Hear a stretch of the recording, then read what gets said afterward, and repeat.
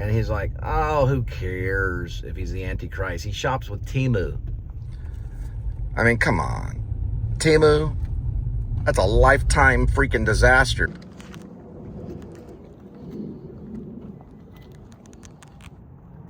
Yeah, I was seeing something.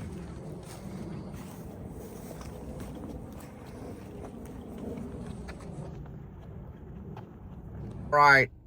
Taco Bell, ready for the pickup. 9:19 arrival, 2 minutes, 0.5.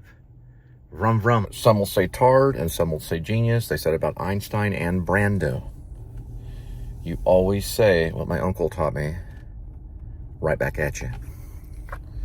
Right back at you. They're like, hey, tard, right back at you. That's a good one. It's a good, solid return. Because you're basically saying, hey, tard, right back at you. You don't want to use that word, though. I've worked with some of those people on stage, and they're brilliant actors. See the Peanut Butter Falcon? Yeah, it's Shia LaBeouf, who recently did the Rumble Tumble thing in New Orleans, probably. Somewhere in that area. That dude's a great actor, dude. There's some good actors out there. You say, right back at you. And you just keep on keeping on. Amen to that. Amen, brother, amen, double. If you do there, they actually let you cash out. I don't know about full cash out, but they do eventually. And that's very convenient. Taco on the way. It's gonna be a bell. 932, 9 minutes, 3.6. Over. Copy that, 3.6. Leeway, 120. Understand that one. Smokey, over. Ride. One more thing about Smokey. There he is, secretly the bandit. I got the long way to go and a short time to get there. Yeah. Are you Smokey or the bandit or both? Yeah, well, Smokey probably, well, you got to choose. Well, the bandit had to do what he had to do. He got that beer in the back. Actually, it was, he was guarding the 18-wheeler with he was guarding the 18-wheeler with the beer. Yeah, it was eastbound and down. Got a long ways to go and a short time to get there. The bandit eastbound down the run or something, yeah. Got a long ways to go and a short time to get there. There goes bandit. Bandit on the run. Yeah, Kenny Powers kind of warped that a little bit. Hey, that's a serious movie made by a stuntman, dude. One of the most dangerous freaking movies because of the amount of cars. Each one of those cars weighed like a ton. They're jumping through barns and doing Dukes of Hazzard. It wasn't Dukes of Hazzard, though. It was Smokey and the Bandit. Both of my first pets were named after that. My first dog was named Smokey. And then down the line, a dog or two later, was named Bandit. We had Smokey and the Bandit. Yep. Bandit, that dog got skinny. Yeah, it got weird in my life around Bandit's time. That was after the divorce. My parents divorced. Bandit got weird. He had like a lockjaw thing going on. His jaw locked in front of me. Oh, God, I'll never forget that. Because he was starving, but he was not. You know, he still had food. He caught like every single disease a dog can catch out because he was an outdoor dog. My dad would only let him be outdoors. Smokey was too, but Smokey didn't catch any of it. Smokey was a collie because of how their fur is. But Bandit was a mix. We got Bandit as a baby. My sister just cried one night because he was sick as a baby. Just like my cousin Justin cried when Checkers got sick. Or his name Chex. No, it was Chex, just like the cereal. Not Checkers. That was the Crooks. What was his name? Richard Nixon. Richard Nixon had one called Checkers. He got that long ways to go. And it's, RJ, 12, 17, 14, we don't know who they're playing. Yeah, got a long ways to go. In a short time, yeah. Chex almost died. He was a black lab as a baby. He cried. My sister cried. Bandit cried him back to life. Then we had Bandit for a while, and Bandit got sick. And Smokey got the bullet. Yep, because he got hit by the bus, the school bus, that broke his neck. He had to go down just like Old Yeller. Because my dad was lost in the movies. Well, he may have got hit by the bus. He acted like it, and that the collie got it. Same with Bandit. We got the news. Bandit had to die. Yep. Bandit and Smokey, both of them got it. School bus got both of them. Not at the same time, though. We're talking about years apart. And when Bandit got it, we pretended to cry. Ryan Cox, who wanted to be an actor next door, right near Randall Mill, right by Maranatha Way. We pretended like we were crying. Oh, Bandit died. Oh, we didn't care. We didn't care about anything. We were hearing aliens land in the backyard at night because we had a long ways to go and a short time to get there, just like vapor. Check that address. They could be up to something. One time they hit Linda and I way out there on the Sprouts off Blue Mound. We were in the middle of the Sprouts going, why are we in the middle of the Sprouts? Dang, I got 22 minutes to get there and it's saying 12. Dang. Got a contract fee on that and got that long way to go and a short time to get there. Yeah, I double check addresses. That little thing with a thumb and then moving around that and thumb like that. Check that baby down. Lock it down and move. Eastbound down and trucking. Been on and way. We got the eastbound down, turning man down and trucking.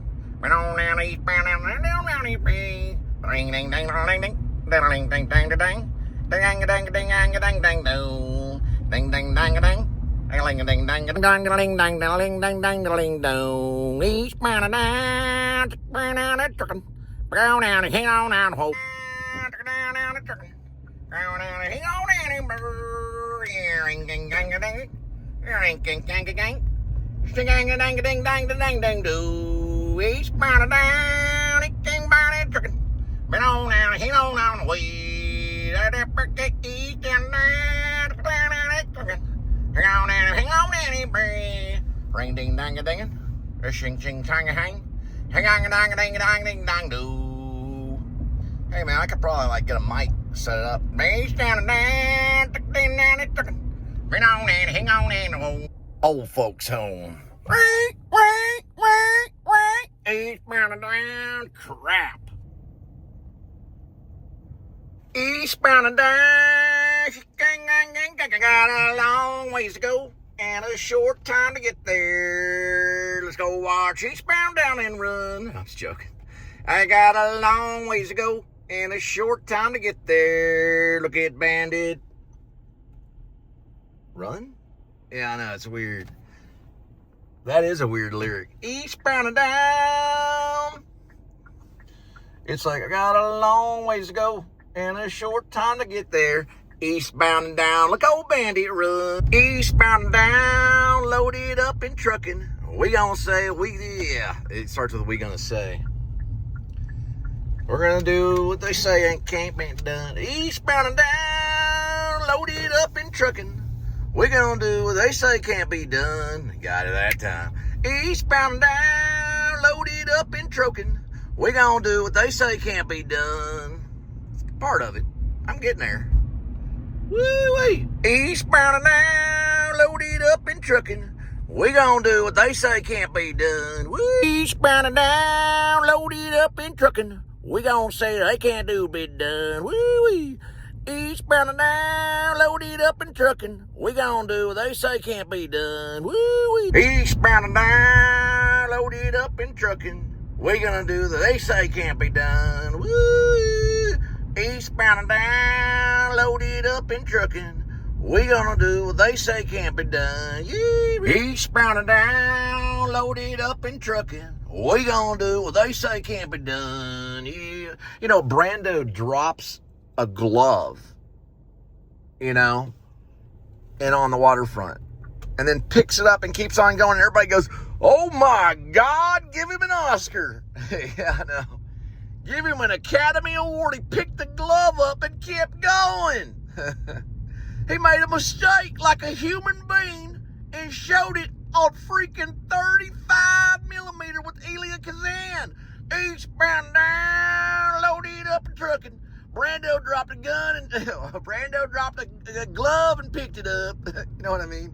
Like, what the hell is this guy doing?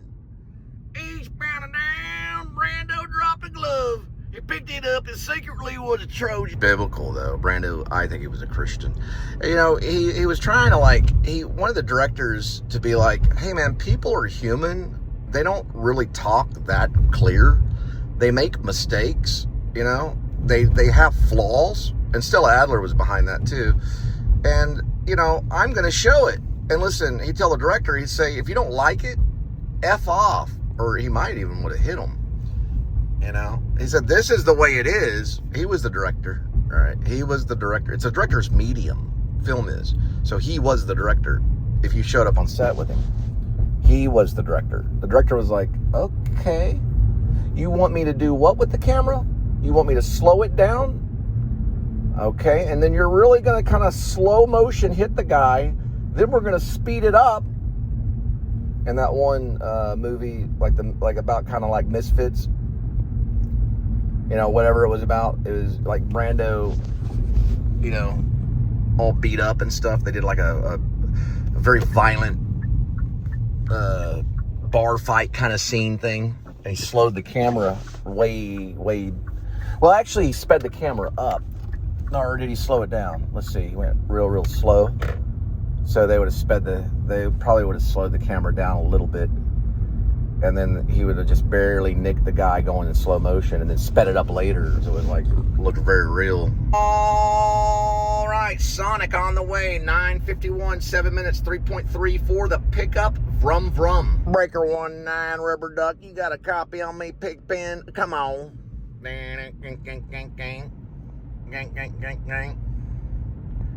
Freaking, man. Yeah, why don't you go off and open a liquor store? Yeah, there you go. There's some therapy for you. See what that does to your kids. That's one thing I wouldn't open as a liquor store. That's one thing I wouldn't. I might open a health food store. Now that isn't a bad thing. You could probably get the same bank loan for a health food store that you could for a liquor store. This is probably what my sister said. It's the health food store that helps people. The liquor store is a conflict of interest. But I understand, you know, there's people that, you know, New Year's and got to put some zigzags in there. Put some zigzags in the gift bag. Yeah, I'd stay away from the liquor store. You ever see Mystic River, Sean Penn? Yeah.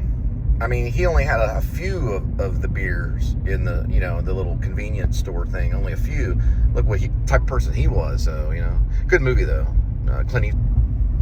Jerry Reed was the one that wrote Eastbound and Down. This was called Texas Bound and Flying. Copy that, Pigpen. Gonna be between them. Over. Between the two 18s on the move. I think one of the names was, look at this thing right here. You can't even see it.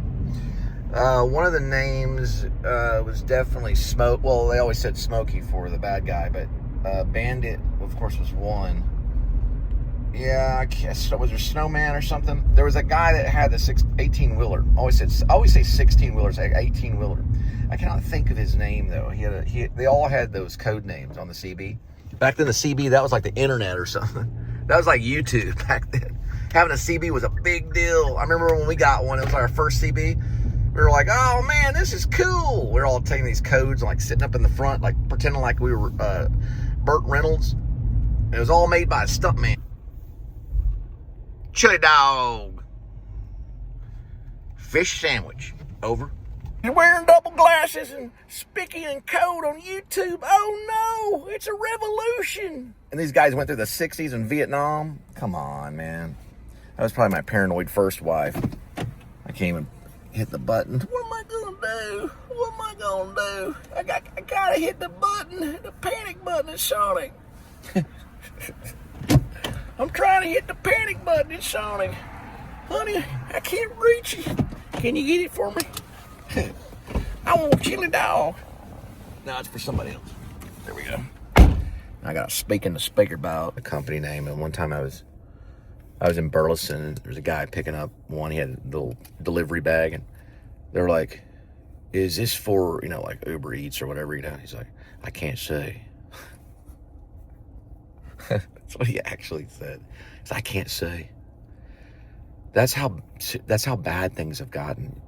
I mean, I'm not saying Great Depression. It's not necessarily that, but it's psychologically like that, you know? Because people don't know what they're going to do in certain situations. And these things are like, they allow them to kind of do it, but it's like sometimes all they got. And people, like, they don't spit on these people, but they look down on them because they're the poor in spirit. The guy's doing what?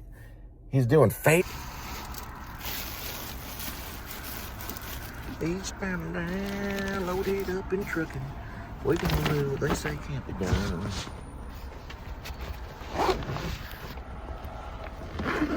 Frog legs, pig pen coming in.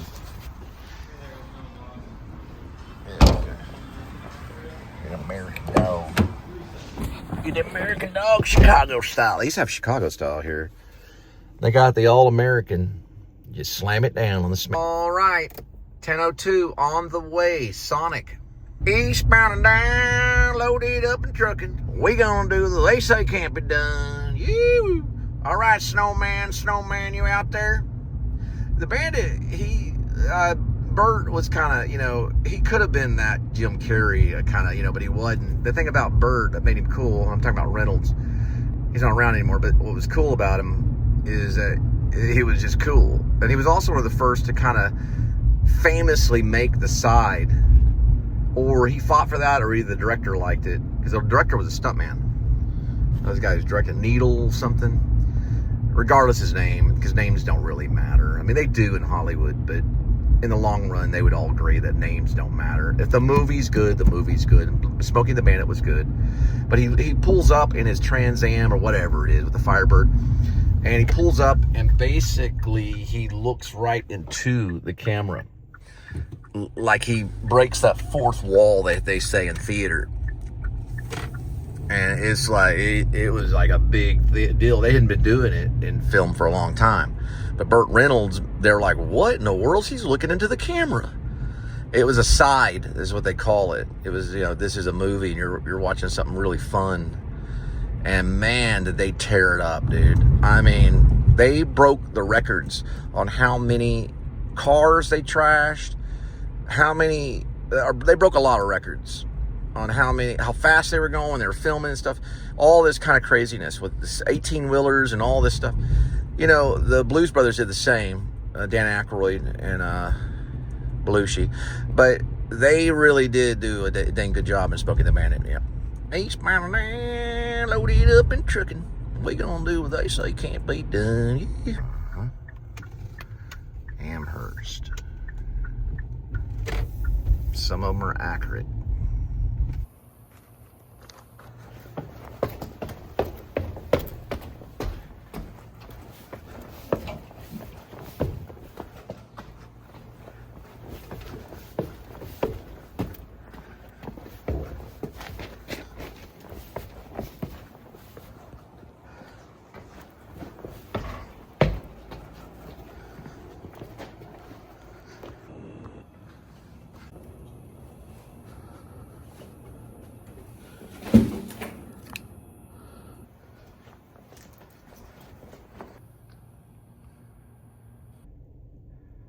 Jersey Garden State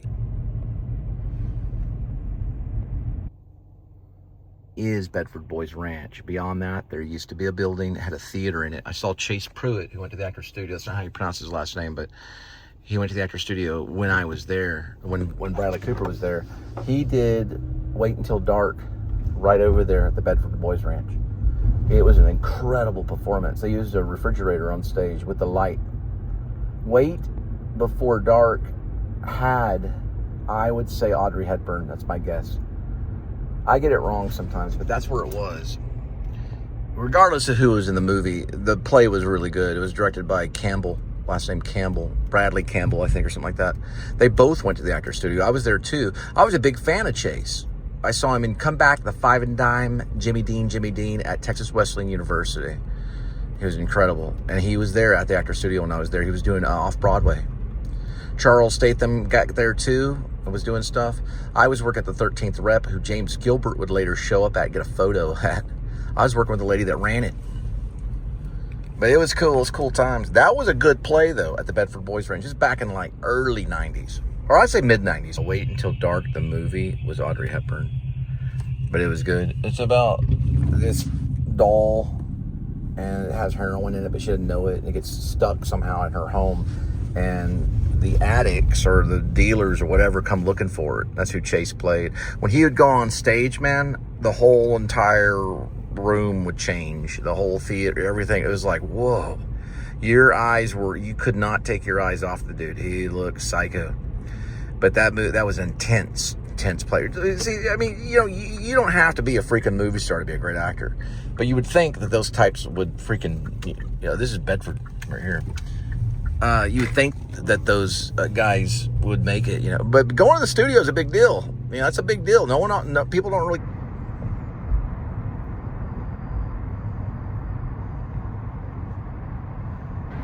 You know what Bedford stands for, don't you? Do some research on John Bunyan, the writer of Pilgrim's Progress. He wrote it in Bedford jail, 1670, maybe 1666.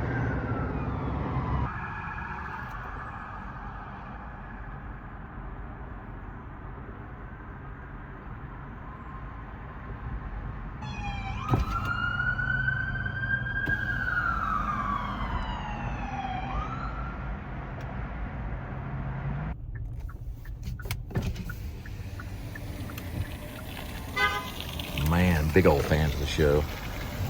There's some water for you. Oh, you'll get your Oreo shake and your chili dog. It's just, do you ever get annoyed when you hear that honk? It's like copyright going off in your head or something. Like, I know what the honk means. Like, they couldn't get the Sonic 2 seconds quicker. You know what I mean? There's a smash burger. Give me a break.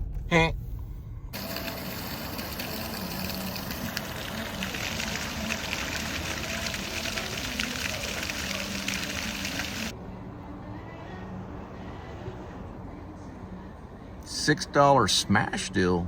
Smasher meal. No kidding. Dude, I just paid I paid $4.90 something. For that Italian wrap thing, which is pretty good, with the boar's head. That's a pretty good deal. I didn't know that. Rubby Ducker. Rubby Duck. Was it Rubby Duck? What's it called? Rubby Duck. Rubby Duck. Rubby. Rubber duck. Yep. Rubber duck. Pigpen here. Yeah, Pigpen is a Peanuts character. He's the one that's got all the flies swarming around. He smells. Pigpen. He was called Pigpen. Rubber ducky. Yeah, rubber ducky. Yeah. Rubber ducky. Pigpen here. Eastbound and down. Got a long ways to go. Anyway, that's it for the night, guys. That's going to be for delivery, door to door, I guess 17, I don't know, 18, something like that. Probably both. I worked one time for Roadie 24 hours straight, about a couple of weeks or so before my sister said sayonara. And I don't know how she did it either. My cousin said one thing, I don't know how it really happened. Only my aunt probably knows. She hired someone to go in and investigate the whole thing. I was very overworked. Rhodey was ripping me off like horribly. It was really bad. So when I got the call from my cousin, I didn't know what to think. I was on an insurance call. I was dealing with insurance. Meaning I was dealing with trying to switch insurance, which is very difficult to do. It's a hard thing to do, to find the good rates and all that stuff. And when I heard that, I didn't know. I said, why are you telling me this? I got mad, right, from hearing that. And I had to get like quick sanity check. I am very, very anti-drug. Now listen, I may have said some things previous about the serotonin uptakes. And I don't know if I'm right or wrong. And I know that she was in the pharmaceutical cells as well as RV and RN and, doing that kind of stuff. And, Mother Teresa was too. She was a nurse too. Mother Teresa the saint, But my dad talks about it because my dad lost his brother. Well, I'll just talk this way because they don't like it on YouTube really. But my dad's older brother was in ROTC. and they had 22 rifles. And he looked at his friend and said, hey, what if I do? And that was it. There's a couple of words, and that was it. He didn't go to Vietnam, but he was in ROTC. He said, what if I, and then there was no more of him, you know. People sometimes don't know what they're doing exactly. And my sister was brave. She was a tomboy, and she was married to 2 cops. Well, first it went insurance agent, cop, who turned out to be chief of police. Then it turned out administrator for nurses, because she was involved with nurses for Harris Hospital, JPS, pharmaceuticals, probably offices. She probably knew Horsley, Dr. Horsley, one of my doctors that was like a saint, who worked with me for a while. They give this cocktail out, a serotonin cocktail. And hey, even she told me, the doctor told me, hey, this is not a lifetime thing. This, you know. But my sister, when I was talking to my cousin about it, I was upset and I was mad, very mad. And then when I talked to my aunt, she said, well, she took a lot of medicines, and that still is not the right thing. You got to be careful what you say to somebody, the words that you use. Look, silence is golden, but I probably would have, you know, found out. And I kind of wish I didn't. Do you know what I mean? What you know and what you don't know makes a difference in your life. And what you don't know doesn't always hurt you, is what my dad taught me. What you don't know, you know, and that's kind of double negative, but what you don't know is sometimes good. You know, that was about Adam and Eve in the garden. They didn't know everything. They never did. But what they did not know was something that God wanted. He didn't want them to know that tree of good and evil. And he did not want them to take from that tree to know good and evil. There were things they did not know. And their lives would have been better if they did not know. But I had to know. And Facebook was part of that. And her daughter was part of it because she saw the telltale signs. And people go into psychosis. It's happened to me a long time ago when I was at Wesleyan. I did go into psychosis and I did get better. But I was only eating tomatoes and lettuce for a while. I was very David Bowie. You know, I was like 157 pounds or something. It got bad. And I was 6 foot. It shouldn't be 157 pounds, 6 foot, you know. It should be like 190. Pure muscle kind of thing. Or like a wrestler or something. But let me tell you, 190 is still hefty. But I was in danger. And my mom had to do something. My dad had to do something. And it was like Pink Floyd The Wall. You know, where he's just got the cigarette going. He's staring at the TV and no movement. No answer to my name. And my sister was there for me. At least she acknowledged me. She wasn't always like spoiling me. It was kind of like she was older. We used to box. You know, she was a tomboy. She played soccer and she would box, you know. But she became what is known as a nurse. You know, that was a profession that's fighting the good fight. They don't always make it. And during COVID, they didn't all make it. Not during COVID. I was surprised she got through COVID, and I remember talking to her. I got in touch with her, and I said, listen, what are you doing? And she's like, we wear these special type of masks. We have these gloves. She said, what you're doing is okay. I'm watching it, because that was the YouTube show I first started. I think I just got the iPhone 11. And she was like, try gloves. And I said, it's very hard to operate the phone with those gloves. And she said, well, at least wear the mask and keep them clean. And she was talking about this stuff right here during COVID. Little tiny things saved other people. And we're talking about words. You use words to help other people. She was saying, keep the hands clean and wear that mask. I still have those masks with me. I still have my mask with me too. I always wore it. And listen, it wasn't easy. I ate spaghetti and beans. And I talked to her, and she made comments on the show. Is this thing I wore right here. Right? And we had to be careful. There is a movie with Joaquin Phoenix, one of our greatest actors, called Eddington, and they get into what people went through. I don't know about the nurses. I'd like to approach the whole nurse thing, what they went through, and the doctors. They did not always make it through the night. And I'm not talking about COVID. COVID wasn't always the one that killed the doctors and the nurses. This probably happened to the Great Plague, too. when it was going on in the 1600s, around the John Bunyan time, a long time ago, the Dark Plague, they call the Red Death. It probably happened to doctors and nurses too. They did not desire life when they saw that much death. Plus, she was in the business of hospice, which they deal with death every single day as part of their career and the way that they live, right? Is understanding and it's respecting and being empathizing towards death and understanding that it's real, and also that it's not the end. It's not the death is not the end. We'll all, just like JWW on the Move is dealing with it. We did not expect to lose Adam the Woo. We're about to go celebrate. I'll only be able to see the live stream March 8th. I'd like to see that. It's not gonna be like Woodstock. It's gonna be a big deal.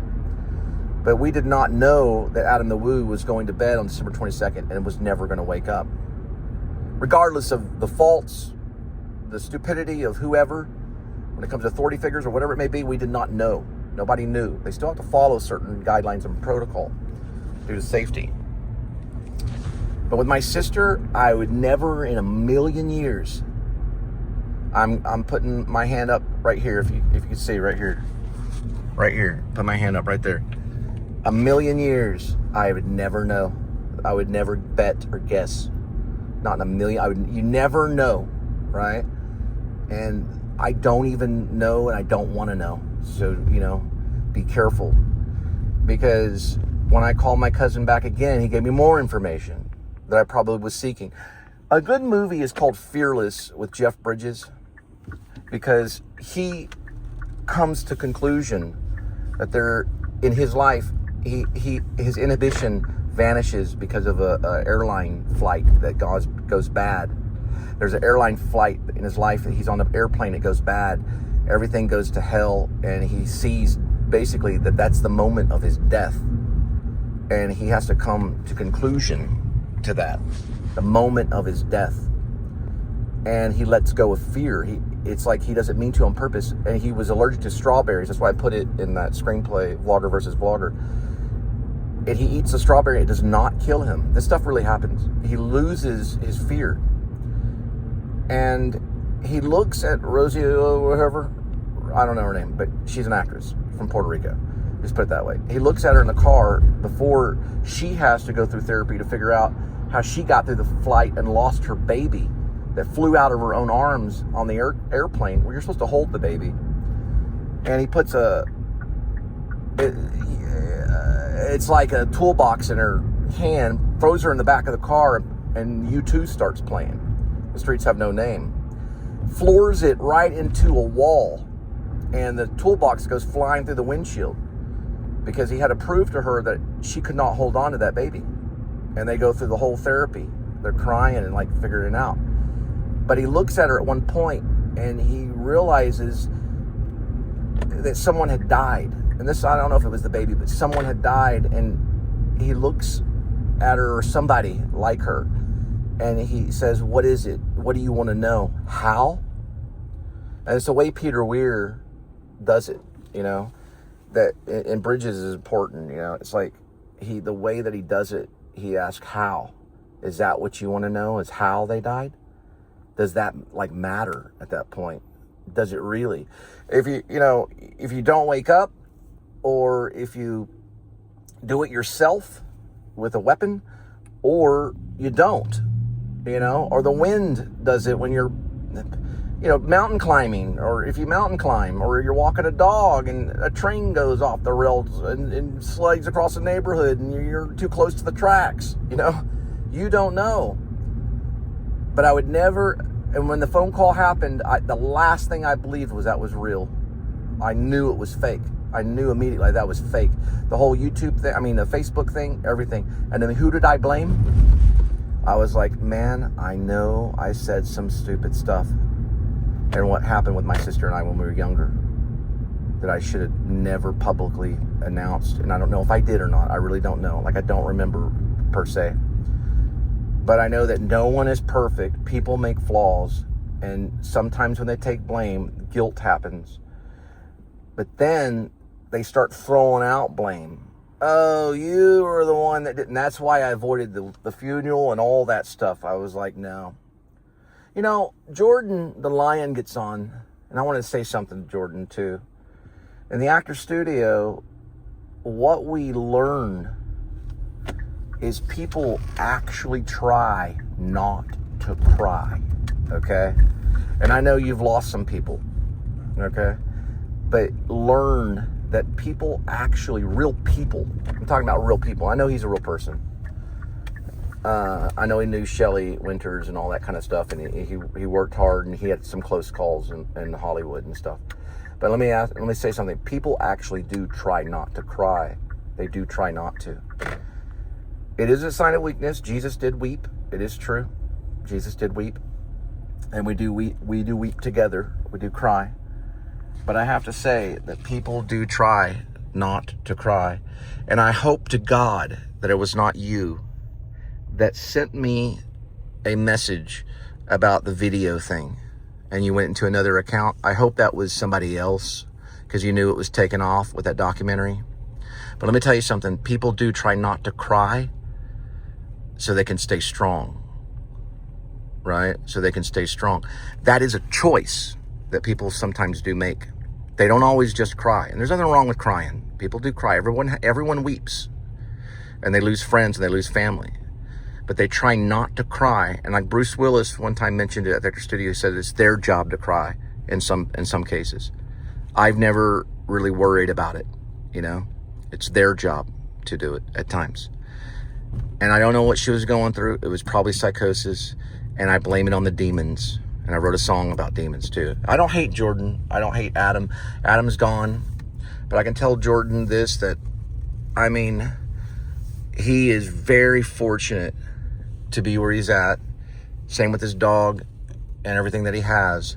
But I know what he has faced in that town of pure evil sin that Shelley probably knew too. I'm talking about Winters, because she was like a kid, because they're kind of like kids. Shelley knew, you know, the evil of that place that they went to. I went there, and let me tell you something. There is good there. There are churches and there are good things there, but there is incredible evil, you know. And I pray for his health.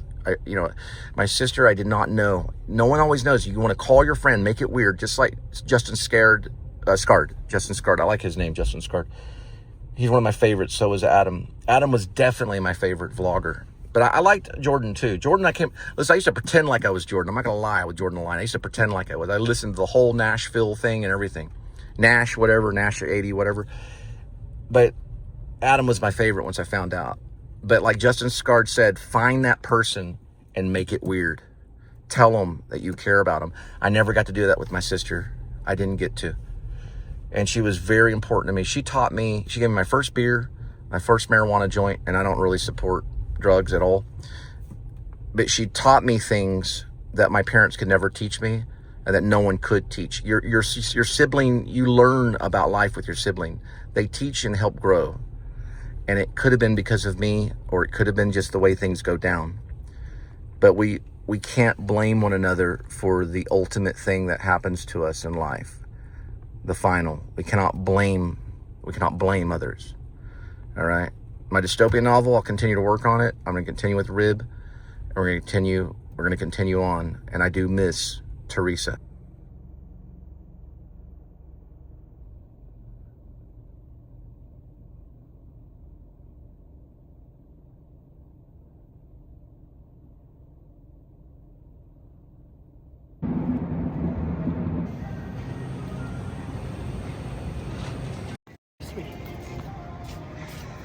I got these right here. I'm a big fan of cards.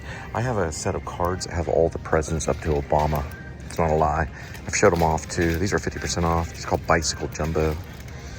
I know some card tricks too. What'd you find? Oh wow, 50% off. There was a director in New York at the actor studio. She talked about split pea. I didn't even know it existed until I saw her little monologue. She said that her and her mom had split pea. You're not supposed to talk about it though. Oh, yeah. What? Split pea soup. I had no idea it existed until I watched I Love Lucy. She is the biggest I Love Lucy fan And it's like a Bible. Fred has a, I think it was split. I Love Lucy and Linda. If you ever want to be nice to Linda, get her I Love Lucy. Big time copyright above you. Oh yeah. We got the Wicked. Hang on, let me see if I can. Here we go. And then back up this way. Is that theatrical? Wicked. The way we're not getting Wicked, by the way. We're not getting Wicked. We're putting Wicked. We're going to put Wicked. Wicked's a serious thing. We're going to put it right up there. We'll let Alec Baldwin and his friends get Wicked. ABC, baby. ABC. Always be cuddling. And you can close too. You can close and cuddle and get a photo of it. But ABC for sure. You see this watch right here? You know how much I got for this watch? Cheap. It's a cheap watch. I have an invisible one. It's really cool. There we go. You bet. New Liberty Party, baby.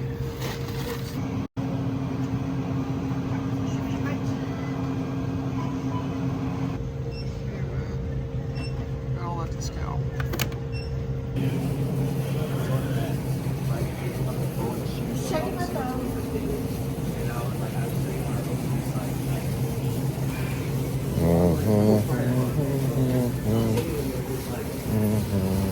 You know that movie in Author, Al Pacino? He's about to do Heat with Adam Driver and Leo and some other dudes. Anyway, remember in Author, one of my favorite movies. I haven't seen it in a long time. It's Al Pacino.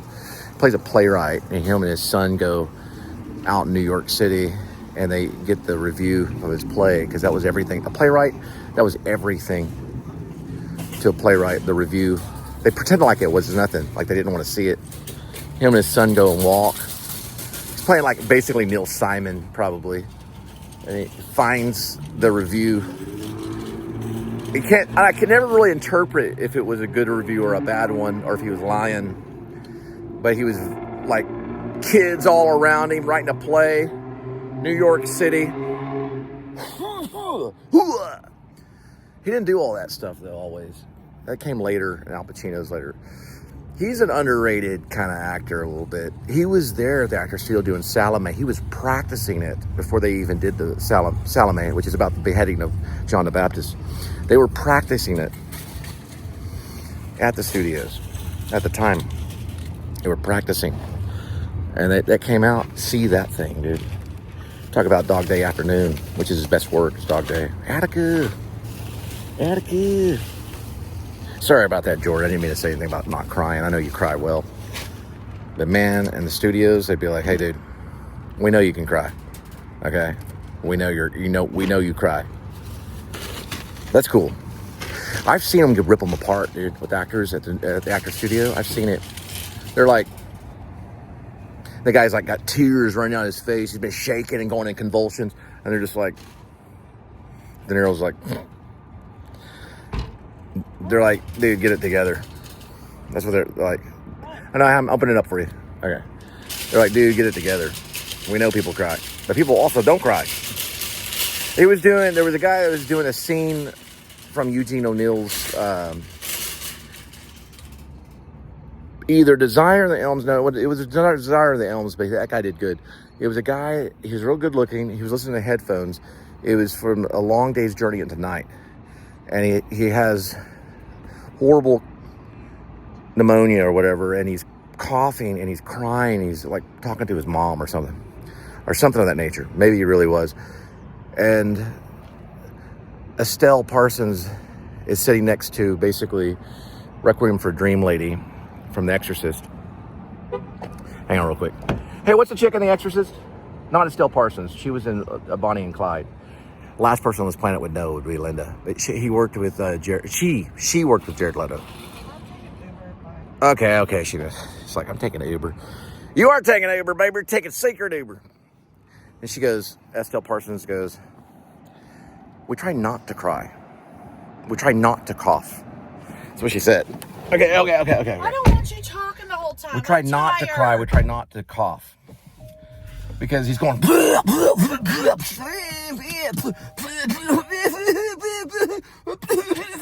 and I'm sitting up there in the in the balcony. Billy Zane was sitting down below me, and I'm going, this is the best performance I have ever seen in my life. And after it was over, they cut him down and basically tell him that he... Okay, we're hang on. Please, okay, please. We're going. Finish your okay, story. We're going. We're okay, going. I'm just saying, I kind of got a headache all Okay, of a sudden. okay, I need to eat. I want to okay, take a shower. okay, You're okay. talking too much. Okay. You're too overstimulated. Okay. Thank you. All right. They ripped him up. Shh, that's I was fine. like... Shh. Quiet! What? That guy was amazing. You know what? Get me out of the car. Okay, hang on. Shut the door. Please, can you be quiet for one fucking minute? As soon as I think of her name. Estelle Parsons. I don't fucking care. I have a headache. She's in The Exorcist. Not Estelle Parsons. She's in Bonnie and Clyde. The Exorcist has a woman in it. She's in Requiem for a Dream. Ah! I'll look it up in a minute. She worked with Jared Leto. Get me the fuck out of this car. Watch the F. I know. I need you to shut up, please. Dang it, we're not in Cinemax. What is it? What is her name? Asshole, you're torturing me. Okay. I'm trying to show people. This is how we really are. Okay. Hang on. Okay. At least I know who Estelle Parsons is. She won an Oscar. I don't care. She played the friend. The friend. Quiet! You know what? Get me out of the car. Okay, Get me out of the car for real. Okay. Sorry. Please, have respect for me. I am so sorry. I did not know it meant that much to you, Linda. I'm Yes. sorry. I am so sorry, okay? I didn't know. Okay.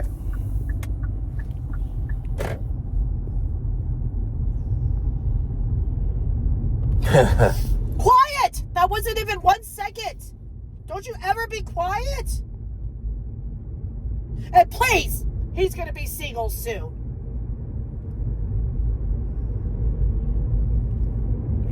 I just want peace and quiet. Thanks, y'all. Well, then please fucking subscribe show. Please subscribe, show. That's what I said. Please subscribe.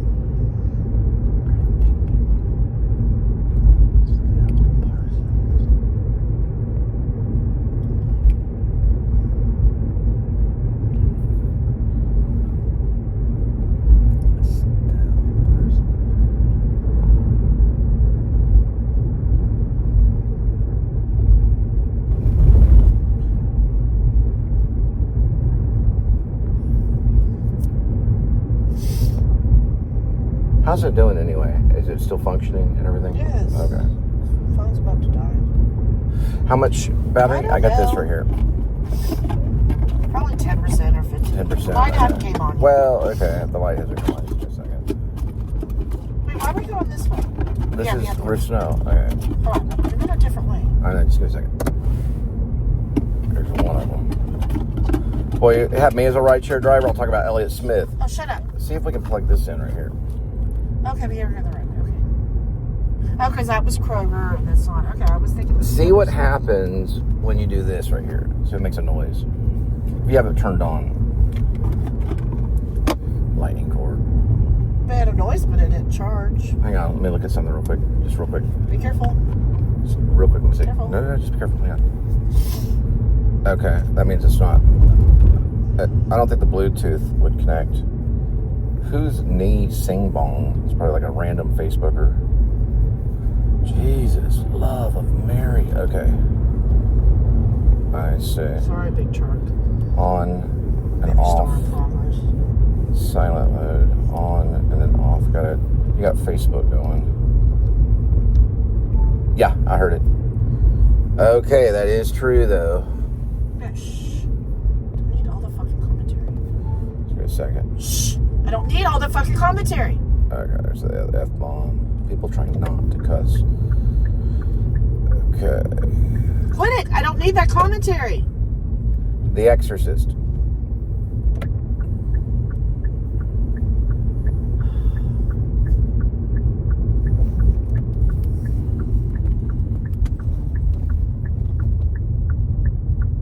There we go. Ellen Burstyn. I delivered her check when I was in Hollywood. Same with Molly Ringwald. Ellen Burstyn and Estelle Parsons were there. Not really supposed to talk about it. They ripped into him. They really tore him apart, and he was pretty upset.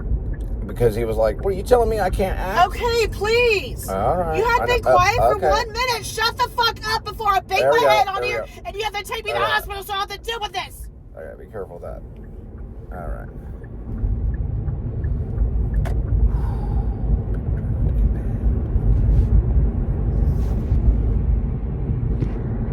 What was the... Quiet! That wasn't even 10 seconds!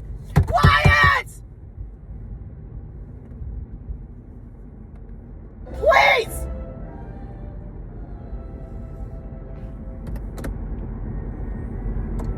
Sorry about that.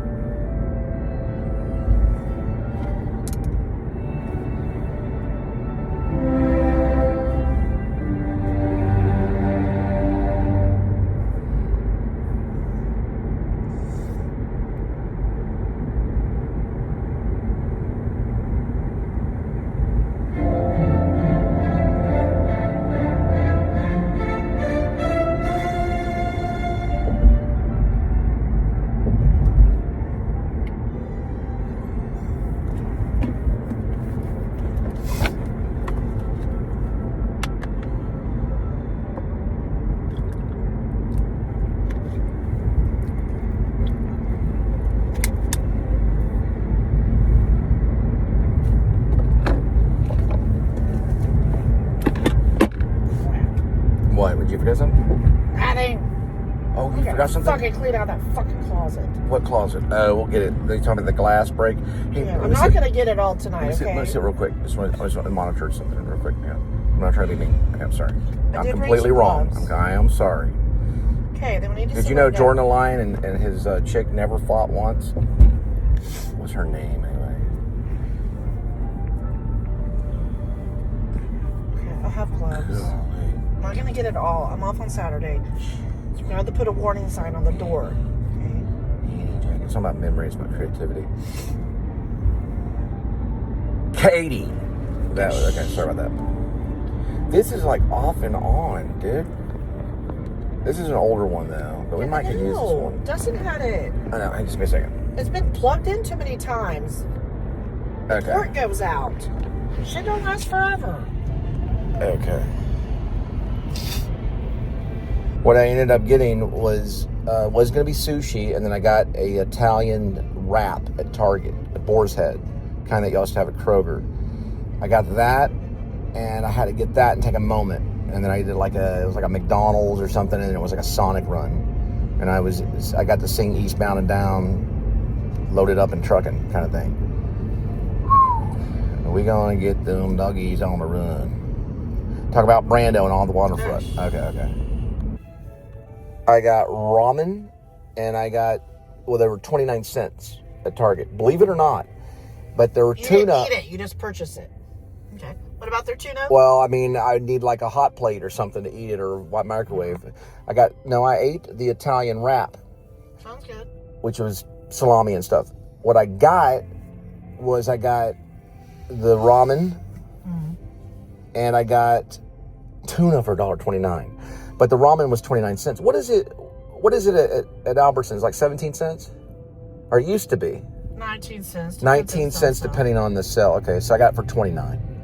So I got the tuna, and then I was gonna get sushi, but I was like, okay, I'll just get the salami.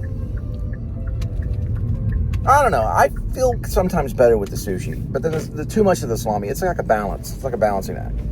Sometimes I gotta have the salami. Sometimes I gotta have the sushi, depending on. Sodium. Yeah, you talking about the sushi or the salami? Salami. Both, probably. Well, you get the soy sauce sodium with the sushi. You get the other kind of thing with the salami, whatever. But every once in a while you mix it up. That's By what I the way, learned. at Albertsons, tuna is 69 cents a can. Albertsons is what? Did you get albacore or did you get regular? What I should have done is I wasn't thinking I should have got the tuna at Albertsons, but I got whatever they sell at Target. Yeah.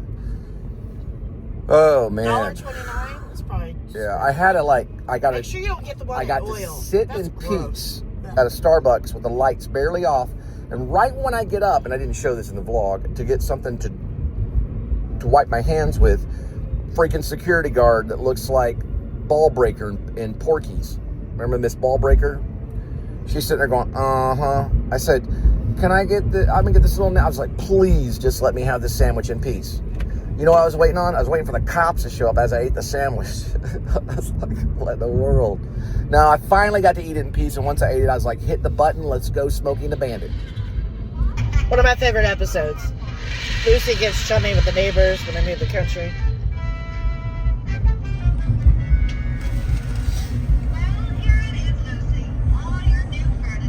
$3,325.41, I think.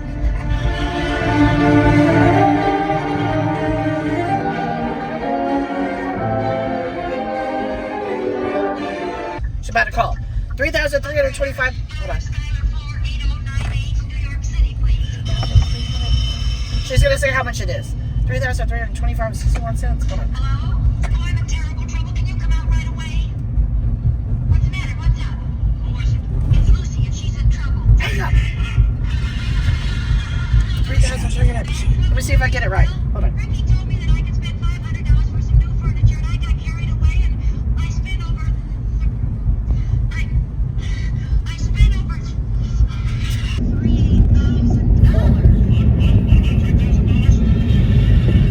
She says how much it is a little bit later.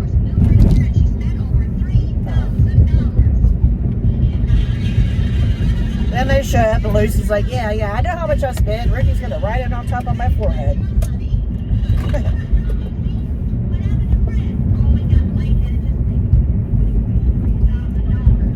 Remember, that's $30,000 back then. How much? $3,000? She At bought one new time? furniture for the 4 times. $3,000 back then is usually like what they get. $30,000. About $30,000. Yeah. Yeah, in cash, right? Yeah. $30,000 in cash. So they usually get $30,000. 3,000. That's like $30,000. I know, right? That's a lot of money nowadays. Well, That's what it how would be can like. she afford to spend $49.95 on a dress? That's $500. That's what it would be like. Yeah, I know. You'd be like, "Whoa, man! I just got $30,000." Could you Yeah, imagine it's making just that? one of Hey, those could you things. imagine making $30,000 in one day? Can you There's people that imagine do if it. 75 years later people are still watching I Love Lucy? But can you imagine making God. $30,000 in one day? I know, right? In one day. That's what.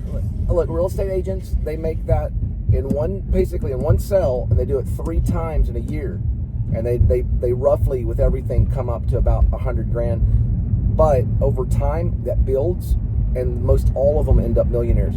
And out of 10 real estate agents, out of 10 of them, okay, as a year goes by, 365 days, only one is left.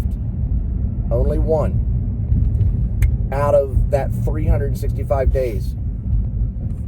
You know, there's 10 of You them. said 65. Yeah. What's Okay, her 665? furniture was $3,272.65. It was 65 cents. There you go. It's And you just said connected. 65. There you go. It's been happening. I said 3,000. It's been happening. Yeah. It's freaking close encounters, man. 65 cents. Yeah. I said 41 cents. It's like mashed potatoes on the plate with the kid and making the big, devil's doorbell, whatever they call it. The devil's whatever. It's the devil's doorbell, right? That's what the mountain was called. Speaking of that, potatoes got lost in the closet. I gotta throw away. The devil's doorbell. And I tell her, you're going to HE Here, double here. hockey sticks. She goes, why'd you say that? Come on, man. No, hey, that's for God to decide, not me. Even though people are crazy with the Z. Nah, it's probably cool. I don't know. The devil's doorbell. Same as right. There's a children's story called The Devil's Doorbell. I read it whenever I was at Bear Creek Intermediate. Or maybe elementary school. Yeah, it's probably Florence. Called The Devil's Doorbell. It was about the This is the funny part. the nuclear reactor. It's about the nuclear reactor. In freaking 3rd or 4th grade.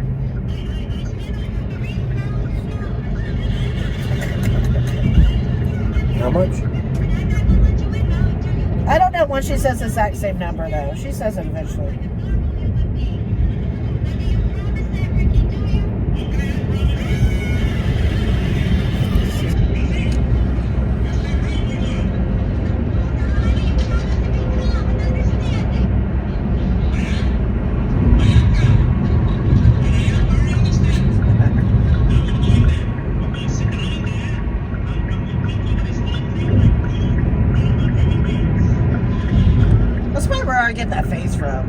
human beings.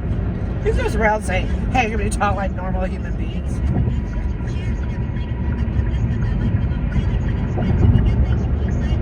What's that called? A lazy Susan or whatever? What is a lazy Susan? The stuff, you know, like a lot of the movies. You put your meals on it, spins around at the dining room table.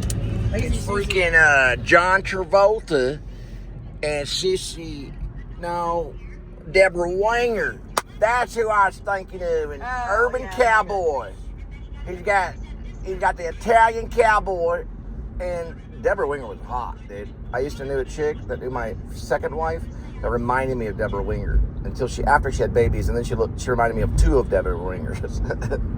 I met Deborah Winger. I got to meet her. She fell off the back of a truck. She lost her memory and had to learn how to walk again. She became a great actress. I think she even was up for... did she win an Academy Award for Terms of Endearment? She was in Terms of Endearment with Jack Nicholson. And the chick that believes in aliens. And who is that chick? Nobody knows on Terms of Endearment. She believed in aliens. She hung out with Jack Nicholson. Well, she was in with Jack Nicholson in that movie. Who is she? Don't say Glenn Close, because it's not her. I never remember certain actors. She actually believes in aliens. What's her name? Everybody knows who she is. But Linda. She's the only one that doesn't know. It's like so quick, you know? Well, quit it. Forget you. What is her name? I don't freaking know. It's in Terms of Endearment. I don't know. It's not Meryl Streep. I always get it mixed up. The only Deborah I know is a Deborah Manning. Deborah Winger worked with her. She played her daughter. I don't know everything. She believes in aliens. I know how to make lasagna. I know how to cook. Oh, it drives me crazy. I know how to clean. Because I can say it in my mind, I know my sanitizer. but I can't get it there. Temperatures. I can say it in my mind, but I can't get it there. What is her name? Jack Nicholson, Deborah Winger. Jeff Daniels is in that. He plays the writer. Calm down. He plays a writer that's also yourself? not a father, but he may be a father, but he plays a writer that's the husband. And he goes off to write, he's going to write a novel, and they're like on the run. Well, they're kind of like, you know, and it has that music. I can't think of her name. Oh, I just said it again. Because there's aliens, and she's connected to the aliens. She believes in aliens. I'm sorry about that. There's certain ones that I think it's like a protection thing. Memories is like supposedly connected with God. We'll find it later. It's Terms of Endearment. She plays the grandma in it. Deborah Winger plays the mom.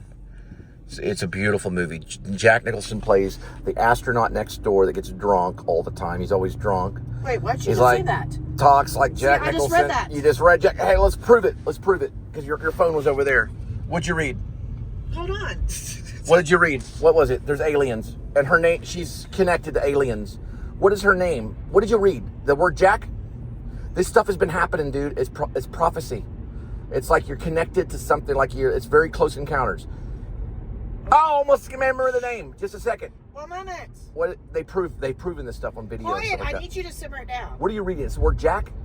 No, drinking. Because he started like acting like Jack Nicholson. No, they're saying it's $1 a tip per beer, at a bar. Okay. And then right when you said that, I was reading the word drinking. Okay. You said drunk. Okay. Yeah, he plays this 25 cents guy, a neighbor next door, you know, he's like driving around. Sweetie. It's a beautiful movie, I know. I got an order in the court, right? People's Court all of a sudden. Jack, Deborah Winger. Boom! I said it in my mind. Okay, got it. In my mind. Let's see again. Because they have mental powers that protect them. Look at this thing right here. I believe in it. I believe in all that stuff. I need a beer. I swear to God, I believe in it. It's like a mental block thing. My friend can do it. His friend can read colors in people. It's called an aura. He can read it. Like he's a playwright in town. His friend can read your aura. Like they pay him to do it.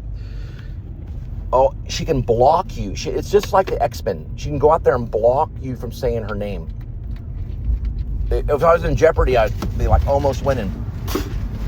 Yeah. We're about to turn up right here, Billy Bob. Sweetie, please. All right, I know. Please try to simmer down for a second. Please look. Focus on the road. I am. I'm going to shove a piece of turkey in your mouth. A turkey piece. Nicholson. Jeff Daniels and Dumb and Dumber. Ah. Shh.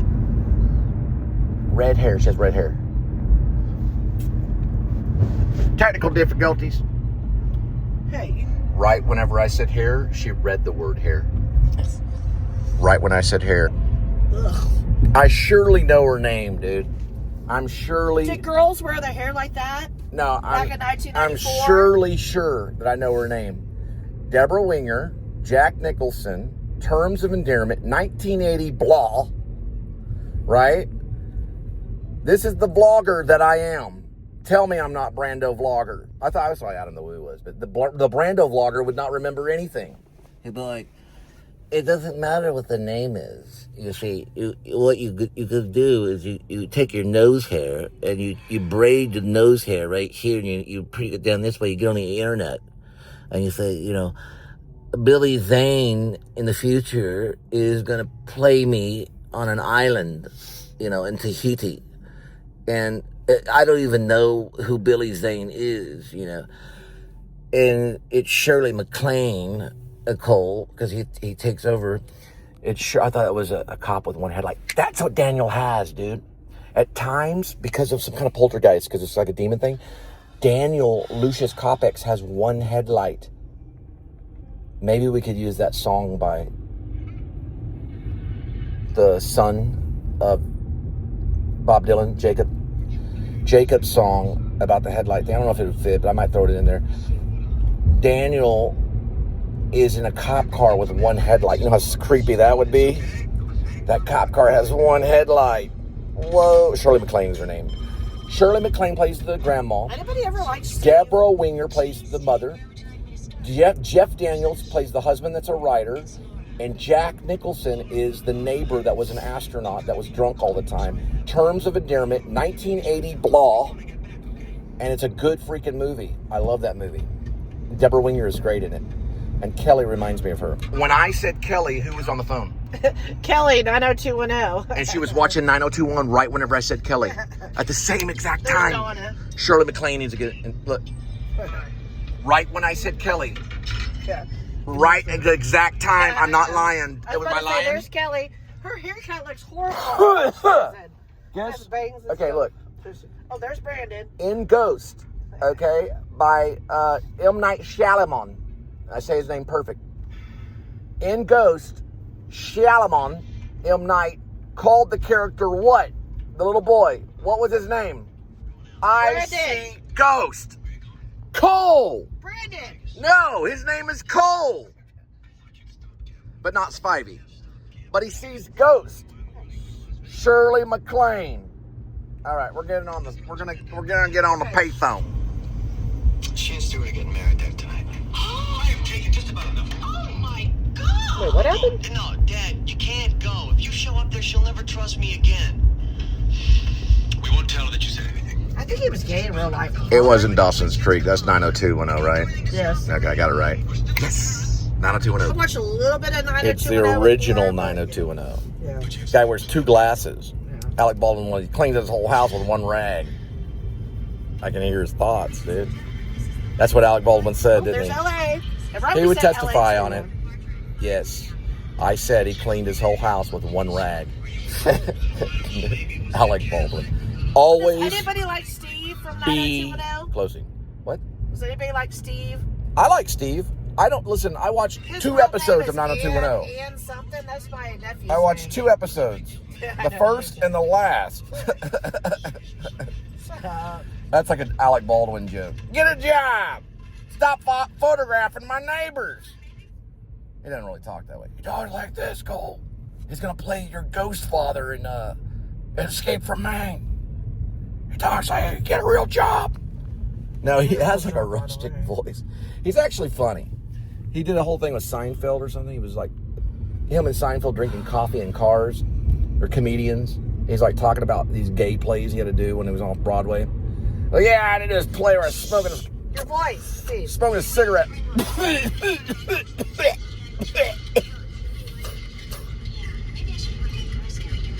And I was like, She's in high school. She's 29 years old in real life. Shelby, what did you say? Are you telling me that's how he had to do these like soap opera plays on Broadway? He was good in Prelude to a Kiss. We ripped him off at Texas Wesleyan University. Amber Kelly and I did. Yeah, what's up? Okay, out of men, as a female, a female. do we pick Dylan, Brandon, or You talking about Dylan? I don't know. Sometimes I find him so They used to sexy call and me Luke attractive. Perry. Sometimes as Brandon. What about girls? Kelly, Donna, or One I don't know. mentally challenged boy at Pascal High School thought I was Luke Perry because I wore my hair like James Dean. Yeah, I was a big James Dean fan. And he ran, he goes, Luke Perry, Luke Perry. I said, no, I'm just in the theater department. I dress up like James Dean. I'm sorry. He really thought I was Luke Perry. He goes, Luke Perry. Who's Brian Austin? But he didn't run over to me. He just stayed in his own ground. He was like, you're Luke Perry. And he just stood there. I was David, like, no, David. Okay, there you go. I'm in the theater department. I'm a James Dean fan. No, I competed with him for, I was offered the role of Jeremiah when I was in not Broadway. It was before I went to Broadway. I was offered Jeremiah on Showtime. And whenever I showed up, Times Square, there was a huge billboard of freaking Luke Perry. And there's Luke Perry in Hollywood doing, what's it called? It's called Jeremiah, which I never saw an episode. I had the script, and I was reading it going, please, whatever you do. I'm about to go to New York to study with Alec Baldwin.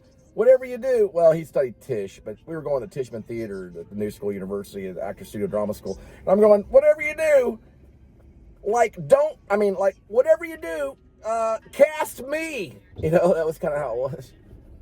And they didn't. Well, I said, don't cast me. It was either way. I was like, hey, I'm about to go to New York City where James Dean went. And then Diane Salinger goes, Cole, don't go. They're going to starve you. Ooh, look at this up here. Oh.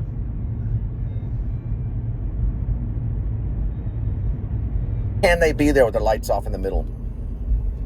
Yes. They can? I don't know. You don't know for sure, though, can you? No. But would you say they can or can't? I say no. Unsafe. Right, because I their always lights, didn't see them. What if you made a left turn? It's hard to see them. their lights are I what? think that's exactly where they were at when they pulled me over 2 Right, years she went ago. there, right there. We'll show you where it happened. Where it happened, I'll tell you exactly where. Linda will point. You remember where it happened? Because there's the title place, so it happened back there. So it At happened that right light, there. yeah, back there. And then the pullover was right. No, it happened there. It happened right there. On that one. Yep. That one that doesn't always turn or whatever. Right there was the pullover right there. So he was probably right there. Yeah, I was trying to find And a got her gas and pulled her station. over right there. And by the time I got back to Hison's, I was right over down that way. And I walked over there to there. They already had in the back of the car. And Martinez talked to me on the phone. I said I was on my, I said, exactly what was going on? No, it was you. I was talking to you. No. And he goes, ma'am, and I just heard him say something like, get out of the car or something like that, right? Yeah. Yeah. He said, just get out of the car, And something about spaghetti Yes. and a 6 beer. o'clock in the beer. Right. Well, I asked Whitley, and he said, yeah, they can on red lights. If they're suspicious on, not necessarily suspicion, but they can on red lights, but we don't know for sure. You have to look at I don't drive well in the dark. You have to read, because see how These that's lights green? do. That's green? See, look at that. See, that's red. See, I was looking at green. Well, Yeah. it looks orange, according to that. How's Look it at it right here. orange? Because it looks orange, but it's actually red.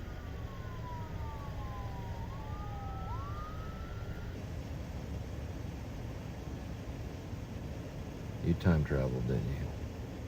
Just tell me the truth. They got a message.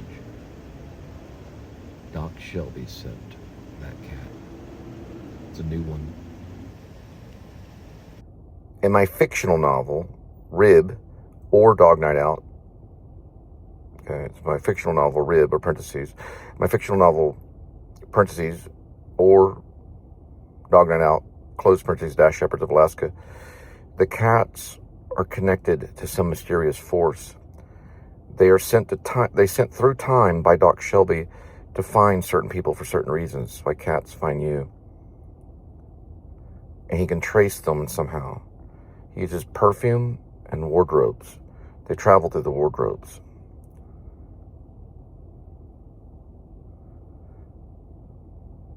Shirley MacLaine would know. It's basically like aliens are connected somehow. It's like aliens are there, yeah. And the cat eyes are like alien eyes. Look at my eyes right now. The aliens sometimes, I mean, this is all fictional. You know, it's a fiction novel. But the aliens somehow are connected, and they use the cats. They use the cats as like espionage to spy, almost like cameras. They can see through their eyes. Because the aliens have cat eyes. They've noticed that. Go to 50, it's called 54 or something like that. No, it's called 51. There's also a 15, one that mocks it. But it's called Area 51. Supposedly, some people have said there are no aliens, and some people say there are. We don't know for sure. Here we go with today's kitty. One kitty. 9 lives. And each cat life has a number. Numbers 1 through 9. And kind of swirl the cat food. And pick a cat food. Today's kitty will be fancy faced salmon feast and gravy grilled.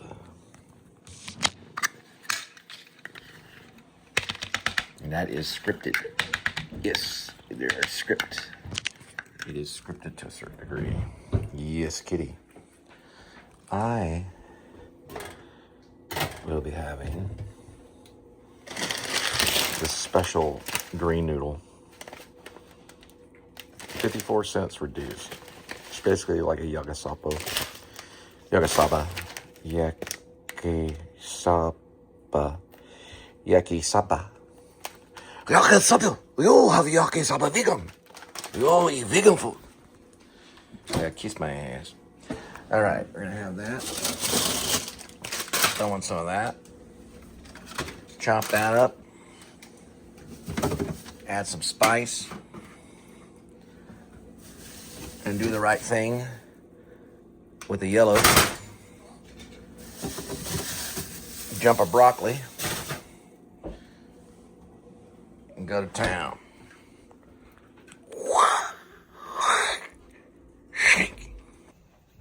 Listen, maybe Amy will be okay. Maybe she'll come back. But I'm telling you, you're lucky, Edmund. And so is Tabby. Because there's a person down there with a cat carrier that keeps it outside, and I hope she's not a catnapper. You'll be okay, okay? We love Amy, but we love you. Okay, we do love you. We do love you. Okay? We love you. You're a film cat. That's Edmund, the film cat. Look at that facial shot right there. You just don't know how to stand on your cue. Do you? You know how to stand on your cue? Because that's not how they say it. They say mark. You gotta stay on your mark. And cue. We love you, Edmund, okay? Amy's gonna be okay wherever Amy went. She time traveled. Doc Shelby sent her through a parallel universe known as the non-existence. New energy. She'll be back. Okay? For now, we get to see Tabby every once in a while. She's out there. I gave her some food. Okay? Grumpy. Little Cassavetes is what that kitty is. Edmund Tuxedo. Scratchy. Cassavetes.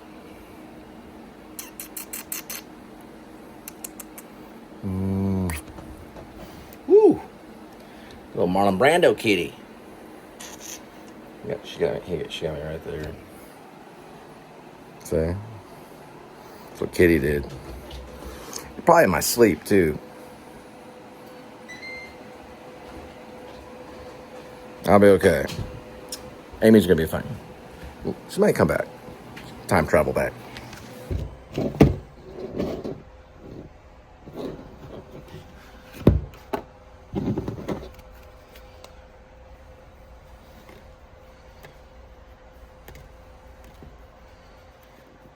There he is.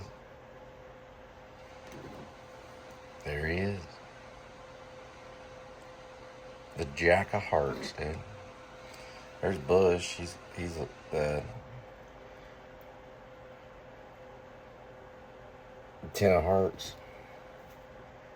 Theodore. Lincoln's King Spade. Look at that.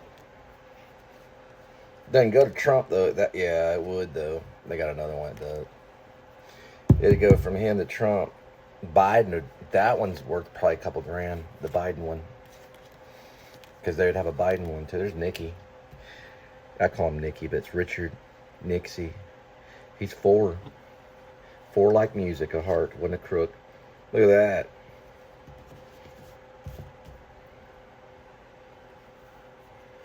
Wait a Lincoln. There's a bicycle thief right there. Who's that guy? Jimmy Carter. Peanuts. Eisenhower. Yeah. Reagan's 7 of hearts. He's a lucky one. Franklin. You get them at Cracker Barrel. All this shit. There's JFK. He's 2 hearts. The diamond. Is this dude? Do you know about this guy right here? You should read about that dude. This guy is, yeah, Fillmore. Read about this dude. Thomas Jefferson, who's behind that independence. He's king. Is that the spades? I know one is, that's spades, yeah. That's, well, it could be spades. I have to look at it real quick. One of them is spades for sure. That's James Monroe. I'm trying to think what that is. That symbol right there. I know there's hearts. I know there's diamonds, and I know there's spades. There's a 4th one. And then, yeah, it almost looks like a clover a little bit. But I'll find it out in a minute. You know, Alexa, hey Alexa or Siri. Yeah. There's one right there. Warden Harding. Oh, here he is. Lady Bird's husband. Right there, Lyndon B. Johnson. Vietnam War. 3 of hearts. You got this guy, Ford. 5. That's an evil number. He is evil. 5 is an evil number. It's a pentagram. He was not elected. This is my enemy right here. Gerald Ford. He was an enemy. One of the Manson families tried to knock him off. Squeaky Fromm. She had a revolver. She almost got him. He was the only president wasn't elected. He's evil. Came up with a child support law to get single white men from being, for having more than 3 kids. John Quincy Adams. We got to find out if that's spade. If that's spade. That's spades. This is Andrew Jackson. They all mean something. Grover Cleveland, who's stand-up guys. Diamonds. The diamonds one are stand-up guys. This thing right there is probably like the clover, and that's Franklin D. Roosevelt. There's the diamond, George Washington. They're stand-up guys on the diamond. This one is Rutherford Hayes. He's a diamond. Is that Bush? Yeah, Bush is a heart. They've got a lot of heart. There's a spade. I'm going to say it's a spade right now. James Madison, I have to look it up in a minute. There's ace of heart. It's the Liberty Bell. James Polk. There's an ace of, I'll say spade, if it even says it. Statue of Liberty is a spade. We're going to talk about that in a minute. And then we'll talk about later, Andrew Johnson. We got to look up the 4. We know there's a diamond. We know there's a heart. We know there's a spade for sure. We got to get that other one though. We'll find it. And this is what they are. You get them at Cracker Barrel. You used to could. Worth a little bit of money. It's called clubs. And they belong to a certain club. It's Franklin D. Roosevelt. One of our greatest, known as FDR. 9 is an evil number. The club of evil. Came up probably behind the Great Deal. They all had a little evil in them. But he was a pretty good guy. The good one, he was pretty good. It's 3 of hearts. It goes hearts. You're going to have the diamonds on the suits. You're going to have the clubs. It looks like Clover Club. And you're going to have the spades. Right here is a spade. Right there, it's a spade. They all mean something. And we're gonna pick, just out of right here, we're gonna pick this one. And that's the one they like. 7 of Hearts. Ronald Reagan, the actor. He's their uncle right there. What's he holding? He's holding the hearts. And what is he? He's known as the Joker. And he wants you.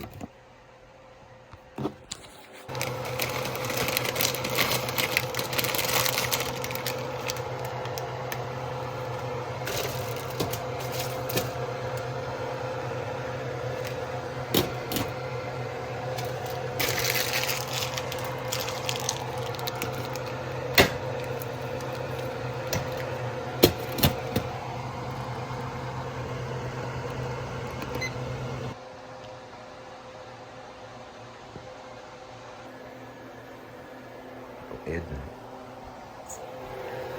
Scratch against it.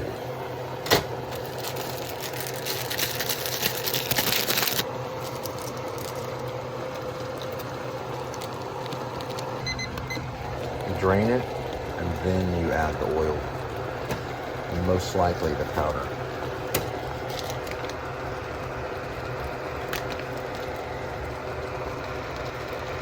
Drain hot water, seasoning oil and powder.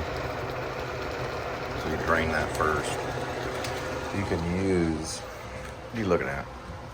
You looking at something? What are you looking at? What you looking at? Shh. You can use this thing right here. But there's also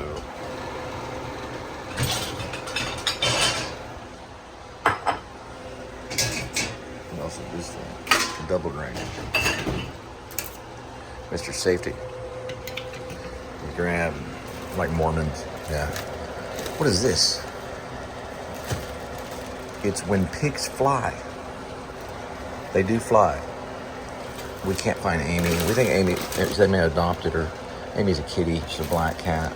Probably adopted. She was a stray cat we were feeding. She's adopted. She was the nicest cat. She come running up to you, just like Prairie. What's it called? The Prairie Show. It's called Prairie House Companion. No, that's Robert Altman. We're talking about a long time journey in the prairie. What is it called? Little House on the Prairie. Yeah, just a cat, a black cat. Imagine it. I'm afraid of them. She come running up to you, just like kind of running. She's the nicest cat ever. You didn't really meet her. She was too squirrely. She gave out too much location. We don't know where she's at. Someone adopted, like, little Mexican chick adopted with a little lollipop, you know, kind of. She had a little candy lollipop and a little black cat. I don't know who adopted her, really, man. Hey, kitty, have you seen the Muppets? The Muffin, not the Muffin. Have you seen this thing? It's for your hands. Hey, you don't want me in a debate, that's for sure. You need a cheat sheet. How about a teleprompter? Well, you're like worse than Ross Perot, because Ross Perot's a third party or a fourth party. Be like, yeah, the Green what? Green Party. We're not the Green Party, though. We're the fourth party, which is the charitable one. Faith, love, hope, and charity. We deal with hope every day. Then we take this. We mix it. Probably in here. After we grab Mr. Miffin. The Miffin. It's a Miffin. It's really a muffin, is what it is. Robin Williams, probably. Look at this. Here. Kitty, what have you been eating? My God, in heaven. People are sniffing the screen, scratching the screen. Kitty, don't let them do it. You okay, kitty? You're a hardcore kitty. We're gonna dump this in there. Just use your imagination.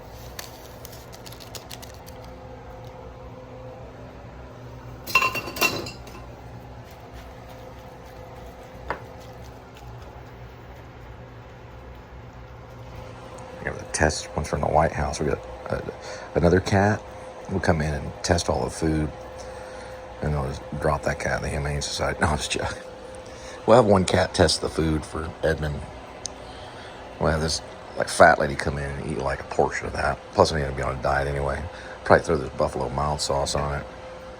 You could imagine me eating it, or you can watch if you want to go to bed now, or just go to sleep with my voice. This is a Firehouse Chats with Satan. It's joking. It's actually an album. The jazz album. Nuclear War is one of the songs. Come on, Alexa. Yeah, that's my Alexa.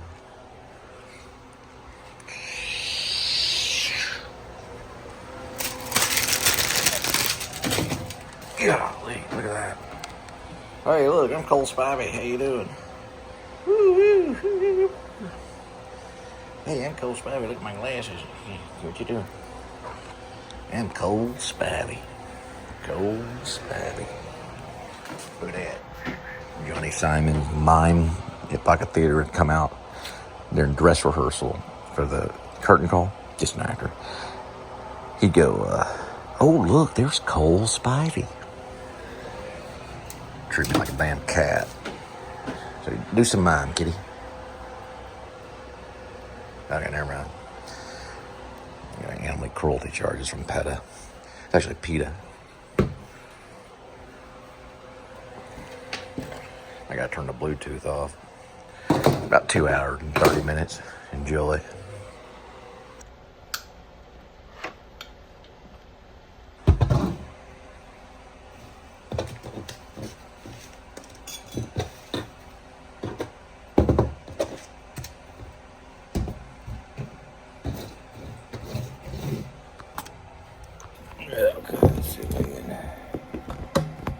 Welcome to my table. Let's see it. There we go. There we go. It's a green tea ramen. I don't even know what it's called, dude. Green tea ramen. It's Japanese.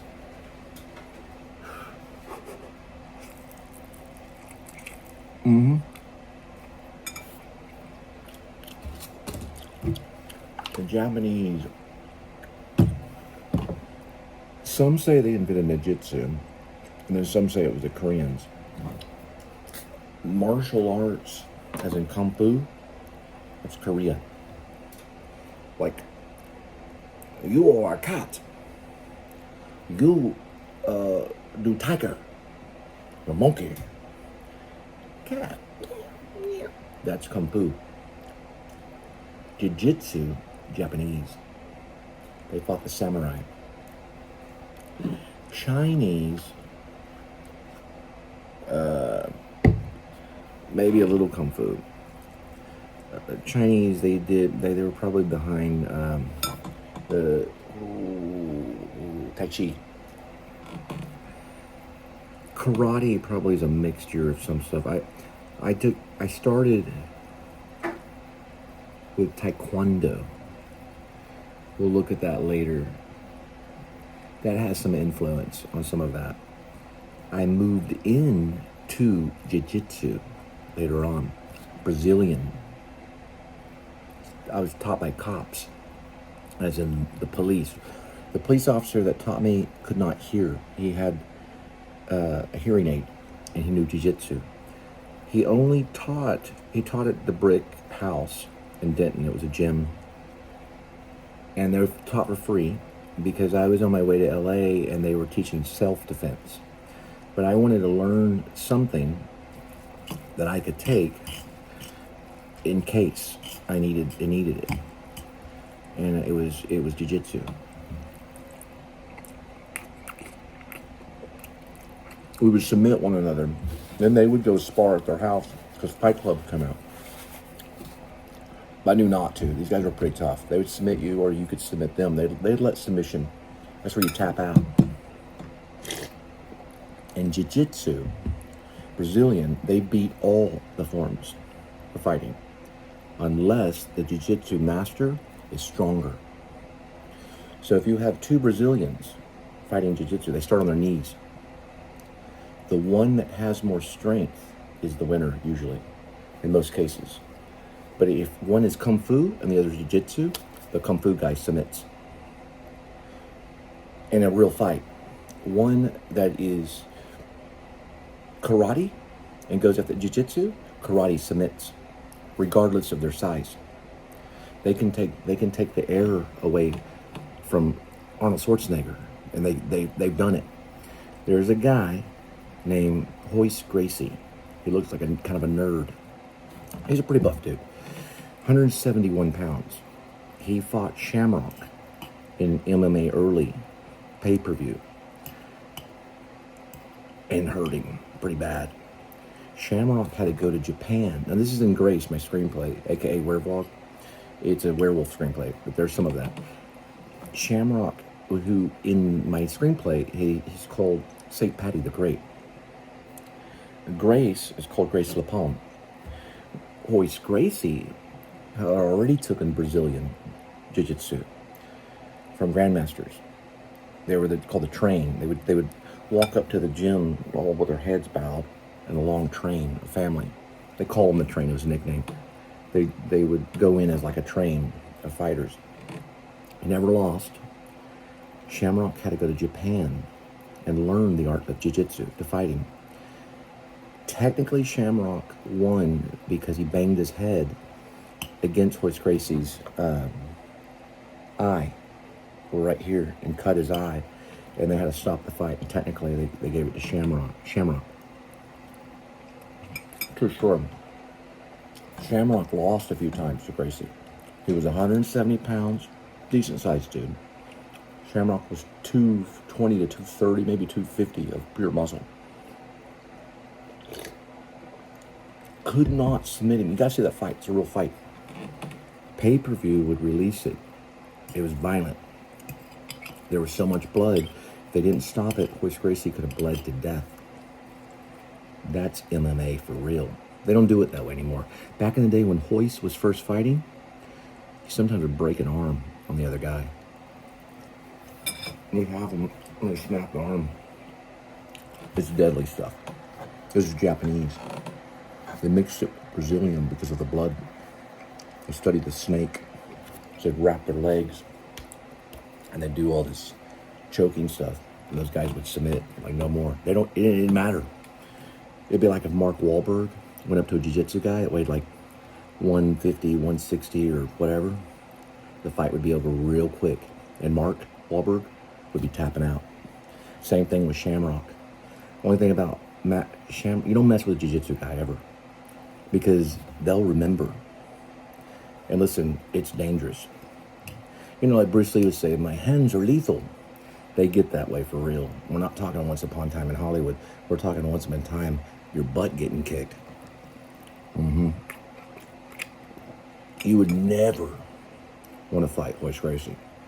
Doesn't matter what kind of man you are. You would never want to do that. And he just looked like a school teacher. It's like, okay, well, let's go ahead. Boom. They'd be on the ground. The guy would be tapping, because you don't see it. When I submitted to a guy, he got my ankle, but he was on top of me like this, and he was using his feet, or basically his ankles, the way his feet were, to try to crack my ankle. And guess what?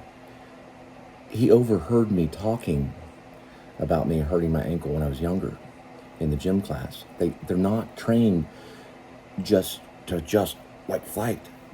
They're trained to listen. And the guy that taught it was deaf. They're trained to overcome their enemy very quickly. You don't mess with the Japanese. I just got a nuclear bomb. Shepard Dwight East run from the law. Ex-police, well, he's a police officer. Later he gets to become a police officer in the next book. He got a K-bar. Same type of knife that was used in a killing of 4 Idaho students by a guy. Got a little trouble for it. Used a K-bar. You know why? A polar bear tries to get him. Leo might play him. If they ain't gonna handle it. Scorsese might. Oh, is he Catholic? Is he a Catholic? Yeah. He has Catholic background. No, he's a hippie. His daddy was kind of hippie too. He gonna get an Oscar. On Battle of Time. He was a K-bar to kill that polar bear. Shepherd Dwight East did. You know why? K-bar comes from kill bear. You know what a bear is? Symbol for Republic of California. He was a K-bar. You know why the lawyer did it? Because he worshipped the devil. You know why? He had to kill the bear. It comes from kill bear. K-bar. Adopted by the U.S. Marines. It goes all the way back to the 1920s. It was used to kill a bear. A K-bar, which is a boot knife for the Marines use, it can actually kill a bear. That's where it comes from, K-bar. Shep has one. He kills a polar bear. Not the polar bear man, but a real polar bear. And what's a polar bear doing in Alaska? There's a damn circus there. Pet zoo kind of thing. They use it. Rib does. Ready? Rib out. Brad Pitt laugh. You know why? Because he likes the dinero. You know what dinero means? It means money. You know who that is? Robert. You know what Robert means? Because Robert's cut off. You know what Robert means? It means robber. After dinero, he goes, yeah. Brad means brat. B-R-A-T is what movie stars are. They're brats. They got a badge, a rank, an association, and a title. Leo, he could audition. I say, Leo, you gonna audition for Shepherd Dwight East? No, he's gonna win it for one battle after another. It should go to Ethan. Might go to Leo. Marty Supreme might get it. You know what? If I don't get Hulu, I don't get to watch. I gotta sell a dang fire alarm to be able to watch Hulu to see if my buddy Leo gets it. Scorsese don't like me. You know why? Because I'm a Protestant. I don't got no Catholic background. Damn motherfucker doesn't like owning either, just like Stephen King. K-bar. He used a K-bar. Shepherd Dwight East. Fairbanks, Alaska. He ran from the law. You know why? Because he didn't do it. You know who did it? Daniel did it. Daniel Lucius Copex did it and put him right there. And well, Nicholson did it. Daniel did it. You know, Nicholson would be like,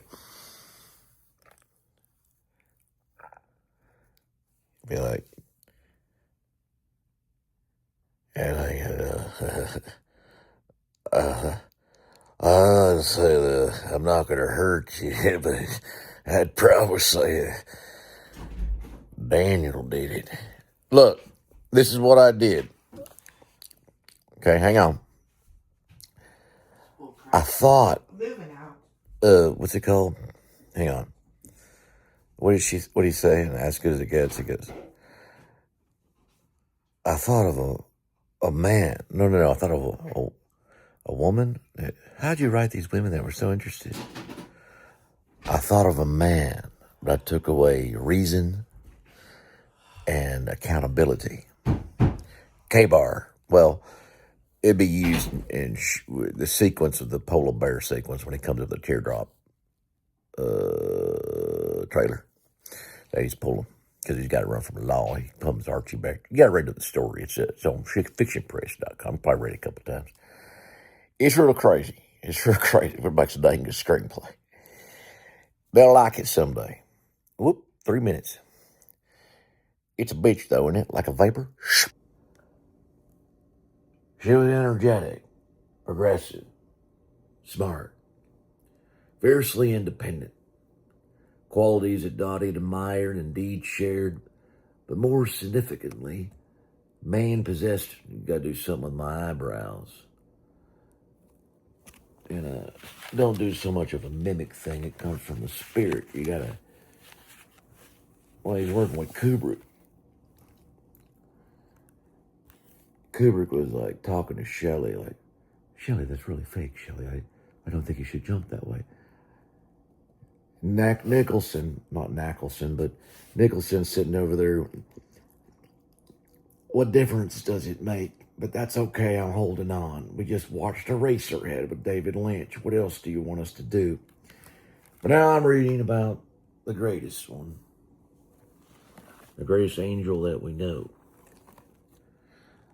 I think of a man. How you write those women? So smart. I think of a man, but I take away reason and accountability. Now, that's how I write those women. Dottie admired and indeed shared, but more significantly, man possessed an inner strength, a resolve to get to know the bottom of things. She saw women alcoholics as having to shoulder a double stigma, and even more regarded alcoholism not as a sin, but as a genetically and psychologically based disease. Later medical research would confirm it that she felt funny.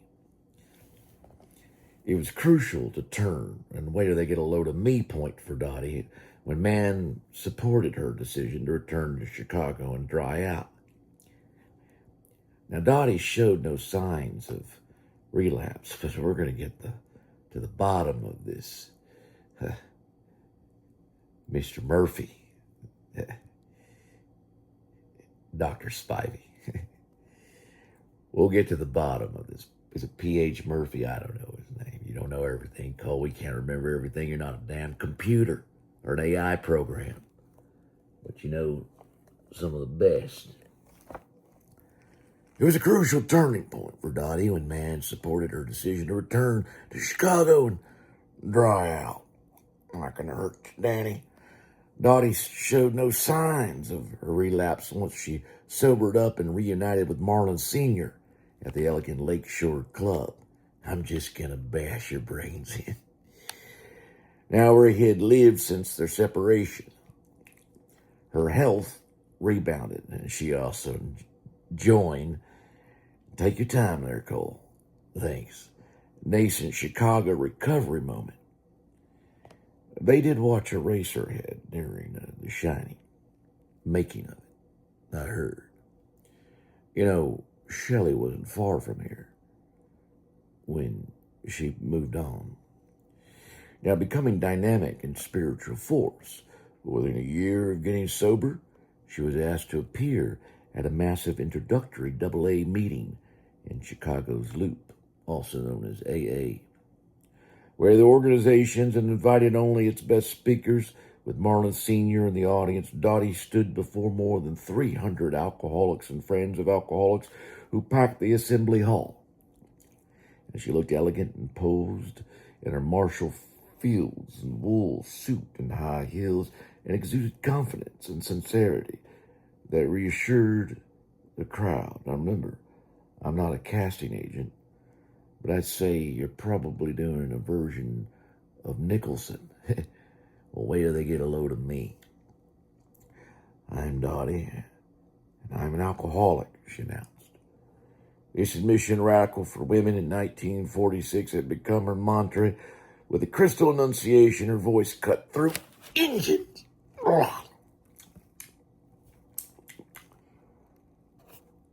Yeah, it was back when they were dancing. They were bouncing. They were bouncing radar beams off the moon. I think of a woman. No, hang on. I think of a man, and I take away reason and accountability. Now I am Dottie, and I'm an alcoholic, she announced. This admission for radical for women in 1946 had become her mantra. With its crystal enunciation, her voice cut through the cigarette haze to those that remained skeptical about the success of the new program. I wrote the trip. Now, her pitch, lasting all of 20 minutes, was mesmerized. Marlon Sr., you know him acted more than me. Okay. I made sure of that. But I did have a girlfriend that kind of looked like Jennifer Lawrence.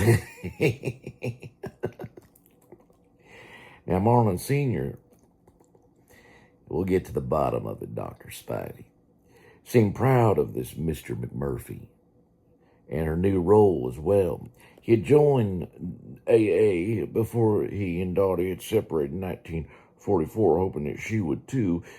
His drinking, said Leo Knapp, an employee of his, had not been as bad as hers. He could drink, getting pretty high at times, but the next morning he was on the job. Dottie took her own room, joining her husband at the Lakeshore Club, while the place reeked of old money. What with its chandeliers and mahogany wainscoting and the Tony membership of the Marlin Sr. had always been desperate to impress. The facilities made her life easy. Not having to maintain a house, Dottie was comfortable here. She could focus her attention on AA, her friends, and her husband. A brand new marriage, nearly visited by alcohol and infidelities, began to mend. Marlon Sr. appeared, enchanted, in fact, by the new women Dottie had become. Yet they remained in separate if adjoining rooms, causing friends to wonder if it was a renewed commitment during daylight hours only. Whether they resumed a sexual relationship is not known, but Marlon Sr., despite his new happiness, found it impossible to curb his philandering after the first few months of the reunion. And Dottie took this in stride in her special way. Rather than hit the booze as she would have in the past, she went in for a paycheck. One evening, as he was getting ready to go out, her suspicions were aroused by the elaborate care he was putting into his grooming. She checked the jacket pockets of his suit and found a gift-wrapped bottle of expensive perfume, not her brand. While he was busy in the bathroom, said Phyllis Stewart, a friend, she took the bottle, dumped out the perfume, and peed in it. Sounds like some actresses I know. And put the stopper back on.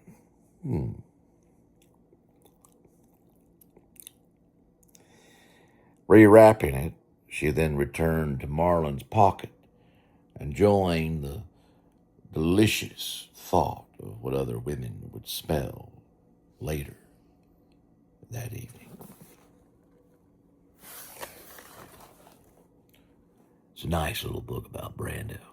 They wrote it before the radar beams were being bounced off the moon.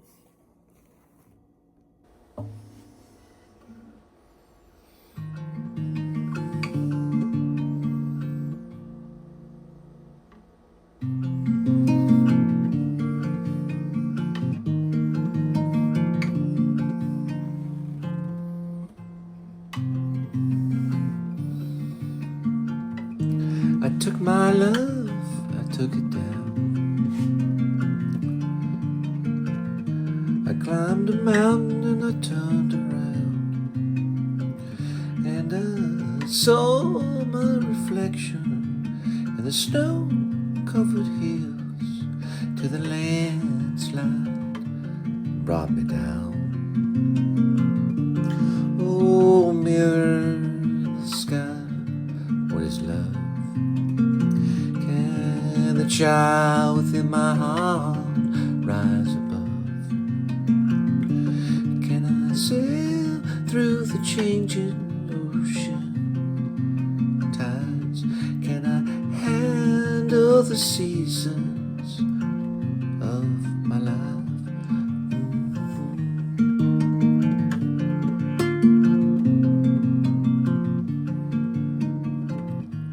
Well, I've been afraid of changing,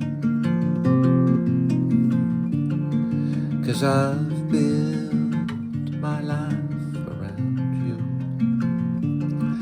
But time makes you bolder, and even children get older, and I'm getting older too.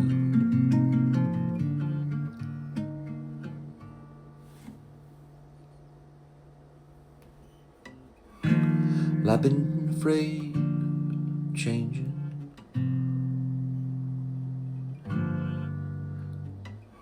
'cause I built my life around you. But time makes you bolder, and even children get older, and I'm getting older too. And I'm getting older too. I stop there for a minute. And take my love and take it down. Actually, here with the copyright of these. I climbed the mountain and turned around. And if you see my reflection in the snow-covered hills, the landslide will bring it down. And if you see my reflection in the snow-covered hills, the landslide will bring it down. Oh, the landslide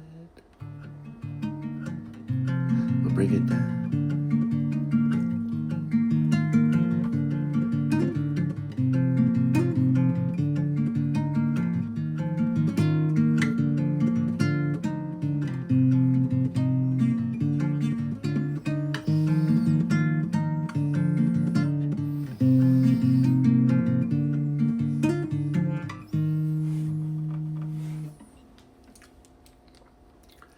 Well, looks like I messed that one up.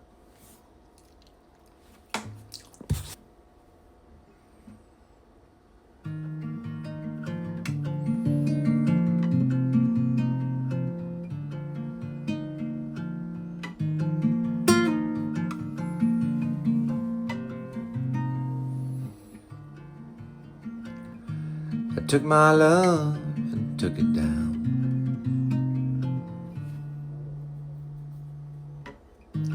Climbed a mountain and I turned around, and I saw my reflection in the snow-covered hills, where the landslide brought me down. Mirror in the sky, what is love? Can the child within my heart rise above? Can I sail through the changes, the ocean tides? Can I handle the seasons of my life?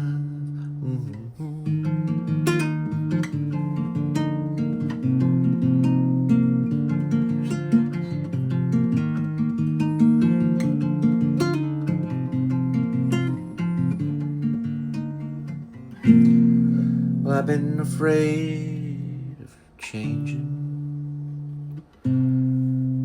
'cause I built my life around you.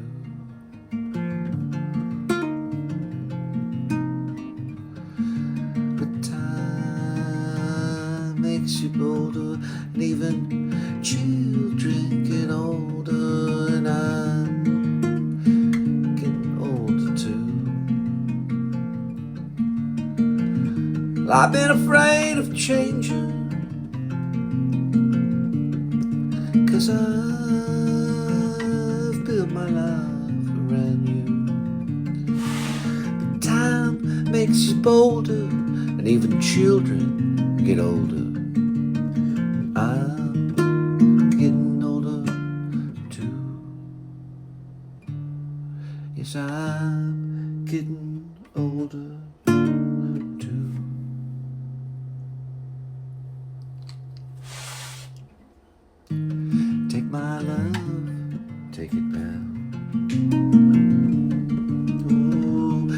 climb the mountain and turn around. And if you see my reflection in the snow-covered hills, with a landslide will bring it down. And if you see my reflection in the snow-covered hills, the landslide will bring it down. Oh, the landslide will bring it down.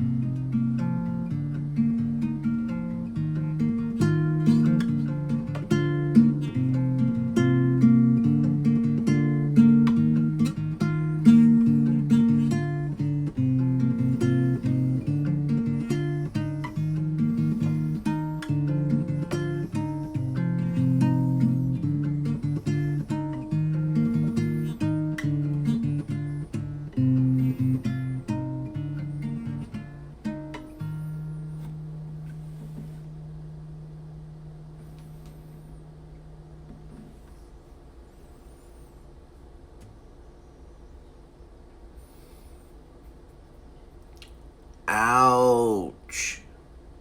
Buckingham.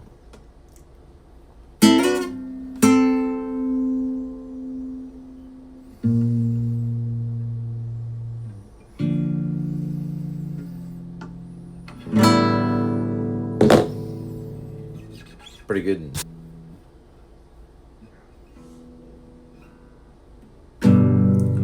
My name is Jack, and I don't mean to get back,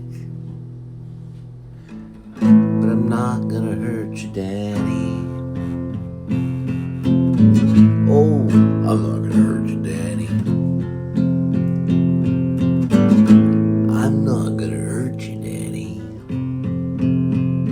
I'm just gonna bash your brains right in. Come on, everybody, sing along. My name is Jack. I got a rack, 'cause I killed deer with Robert De Niro and the Deer Hunter. I heard a guy named Kevin Morby singing about River Phoenix, so I thought I'd sing about some older ones. They call me Jack. I used to hang out with 3 witches. I'm not joking around. From Eastwick. One threw up, the other one took a piss. Eventually I was like, well, I know how to write about women because I think of a man, but I take away all reason and accountability. And that may not be how the line went, but that's what I do. And I feed the dog a lot of bacon. My name is Jack. I drive around with a rack of golf clubs in my trunk. We're getting to the bottom of this, Mr. Murphy, Mr. Spivey, Dr. Spivey. Excuse me.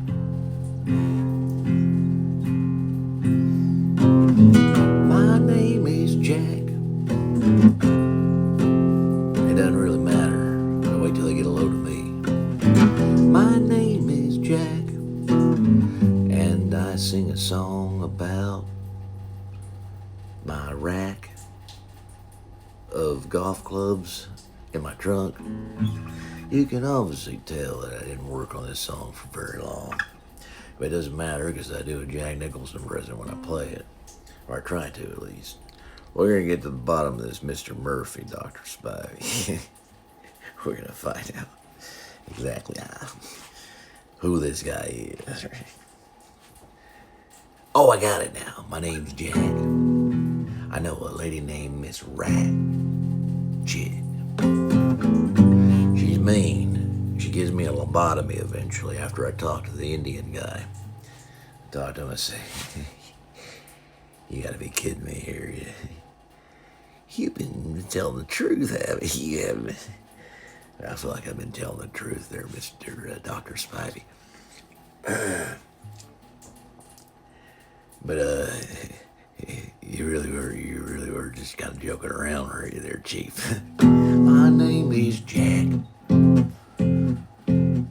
I know Miss Ratchet.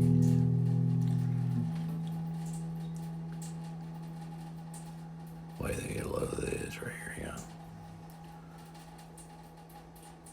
I think of a man, and I take away all reason and accountability. Damn. I'm not gonna hurt you, Danny. He's like, I'm not gonna listen to your shit. She fell funny. My name is Jack. I promise I never smoke crack. I wrote a screenplay called The Trip. Hey, listen, do you hear the faucet? It sounds like a drip.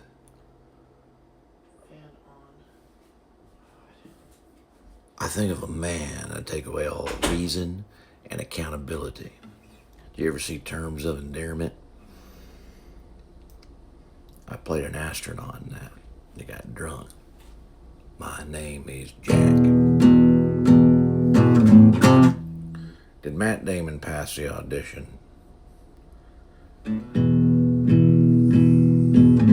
Hey, he played the piano, and that's as good as it gets. Come on. I'm trying to think of another line that he says. They've been doing that since they've been bouncing radar beams off the moon. I guess she fell funny.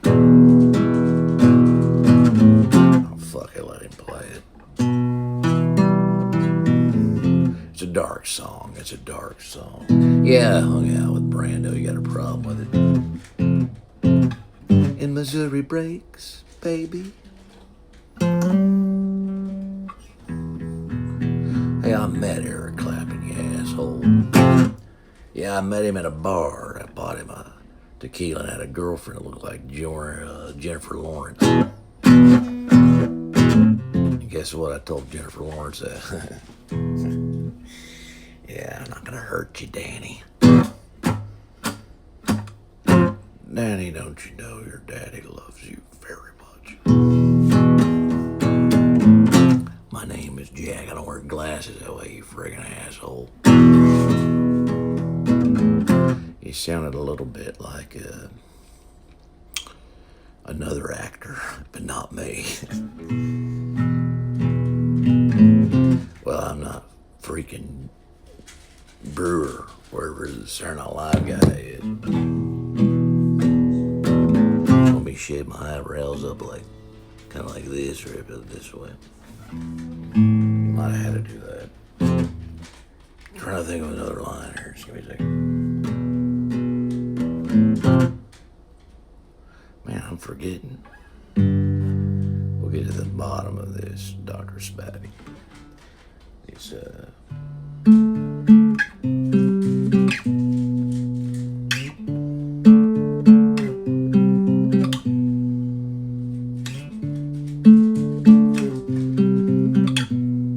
my name is Jack. Oh, man, I messed that up.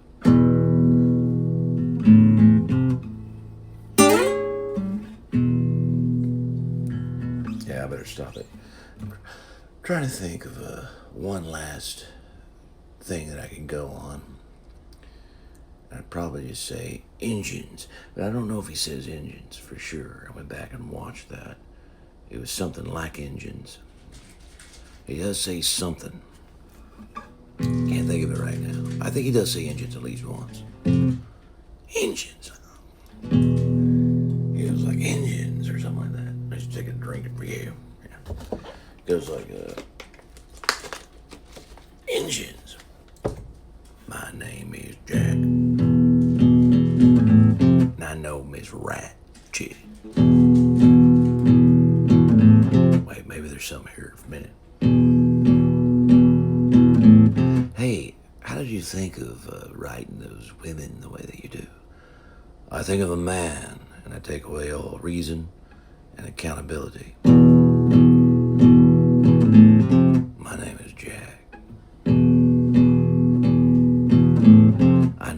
Rat.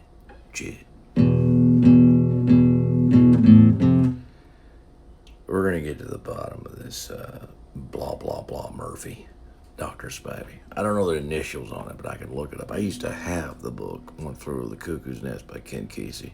It was given to me by this guy on campus. I didn't look at it, but I heard about it. His first name starts with a T. Damn, I'm already 8 minutes and this is still going. You are still a very hard crowd. My name is Jack. I know Miss Rat.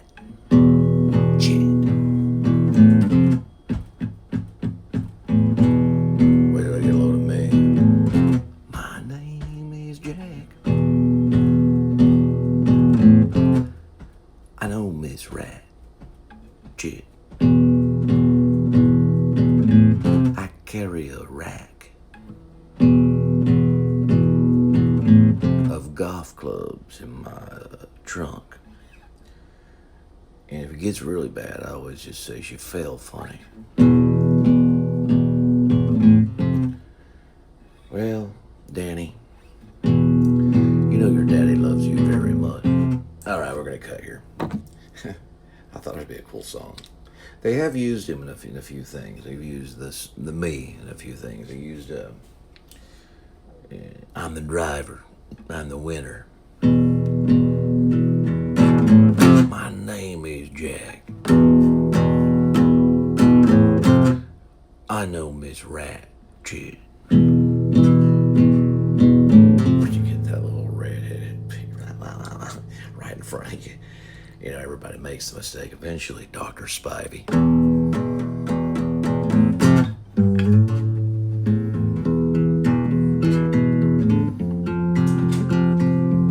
Here she comes.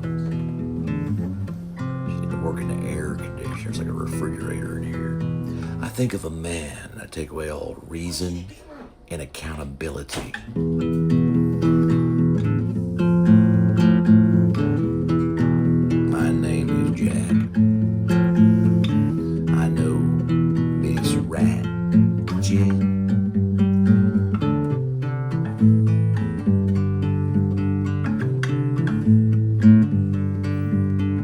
Hey, Chief. You were just joking all along, weren't you? You were just joking. You weren't telling the truth, are you? I thought you were just making it up, aren't you, Chief? My name is Jack. We'll cut here. All right, next time, no autographs. Right now, the song is called Jack.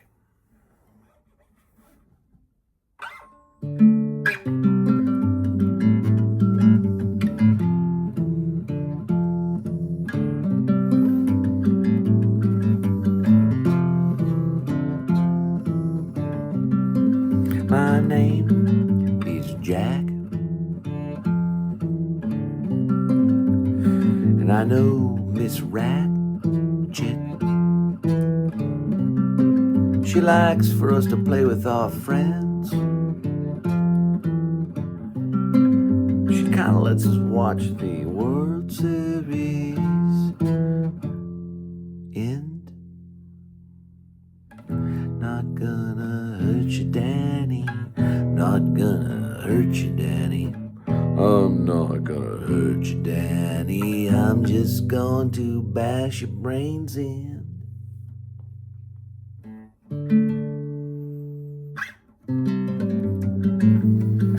My name is Jack,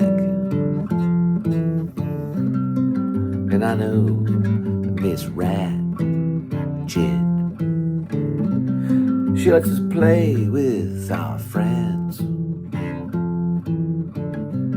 Sometimes it lets the World Series end.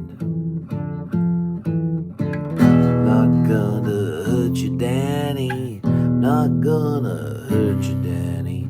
Not gonna hurt you, Danny. Just gonna bash your brains in.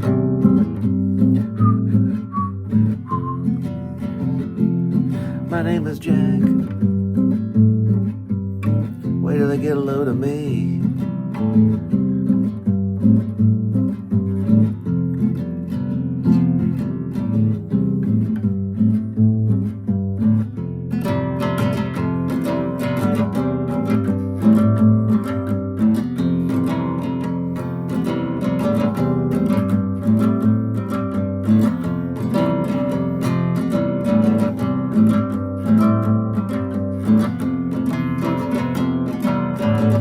Not gonna hurt you, Danny. Not going to hurt you, Danny. Not going to hurt you, Danny. I'm just gonna bash your brains in. Dedicated to someone that writes really, really good women and romance novels because, well, I think of a man.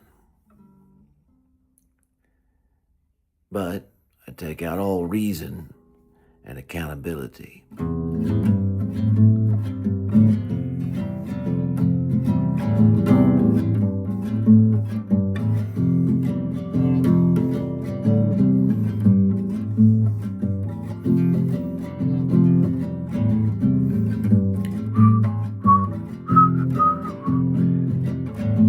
Not gonna hurt you, Danny. Not going to hurt you, Danny. Not going to hurt you, Danny. I'm just gonna bash your brains in.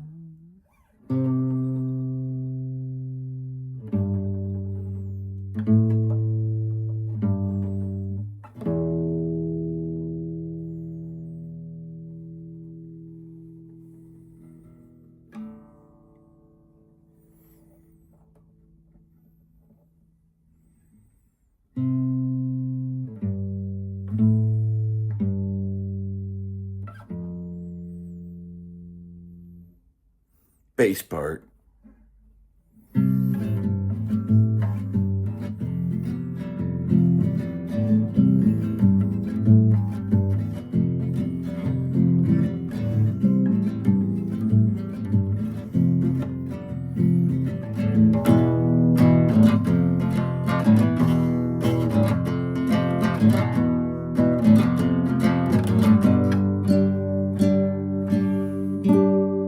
I'm the driver, I'm the winner. I'll get us there. I've been doing it ever since they've been bouncing radar beams off the moon. Engines. Wait till they get a load of me.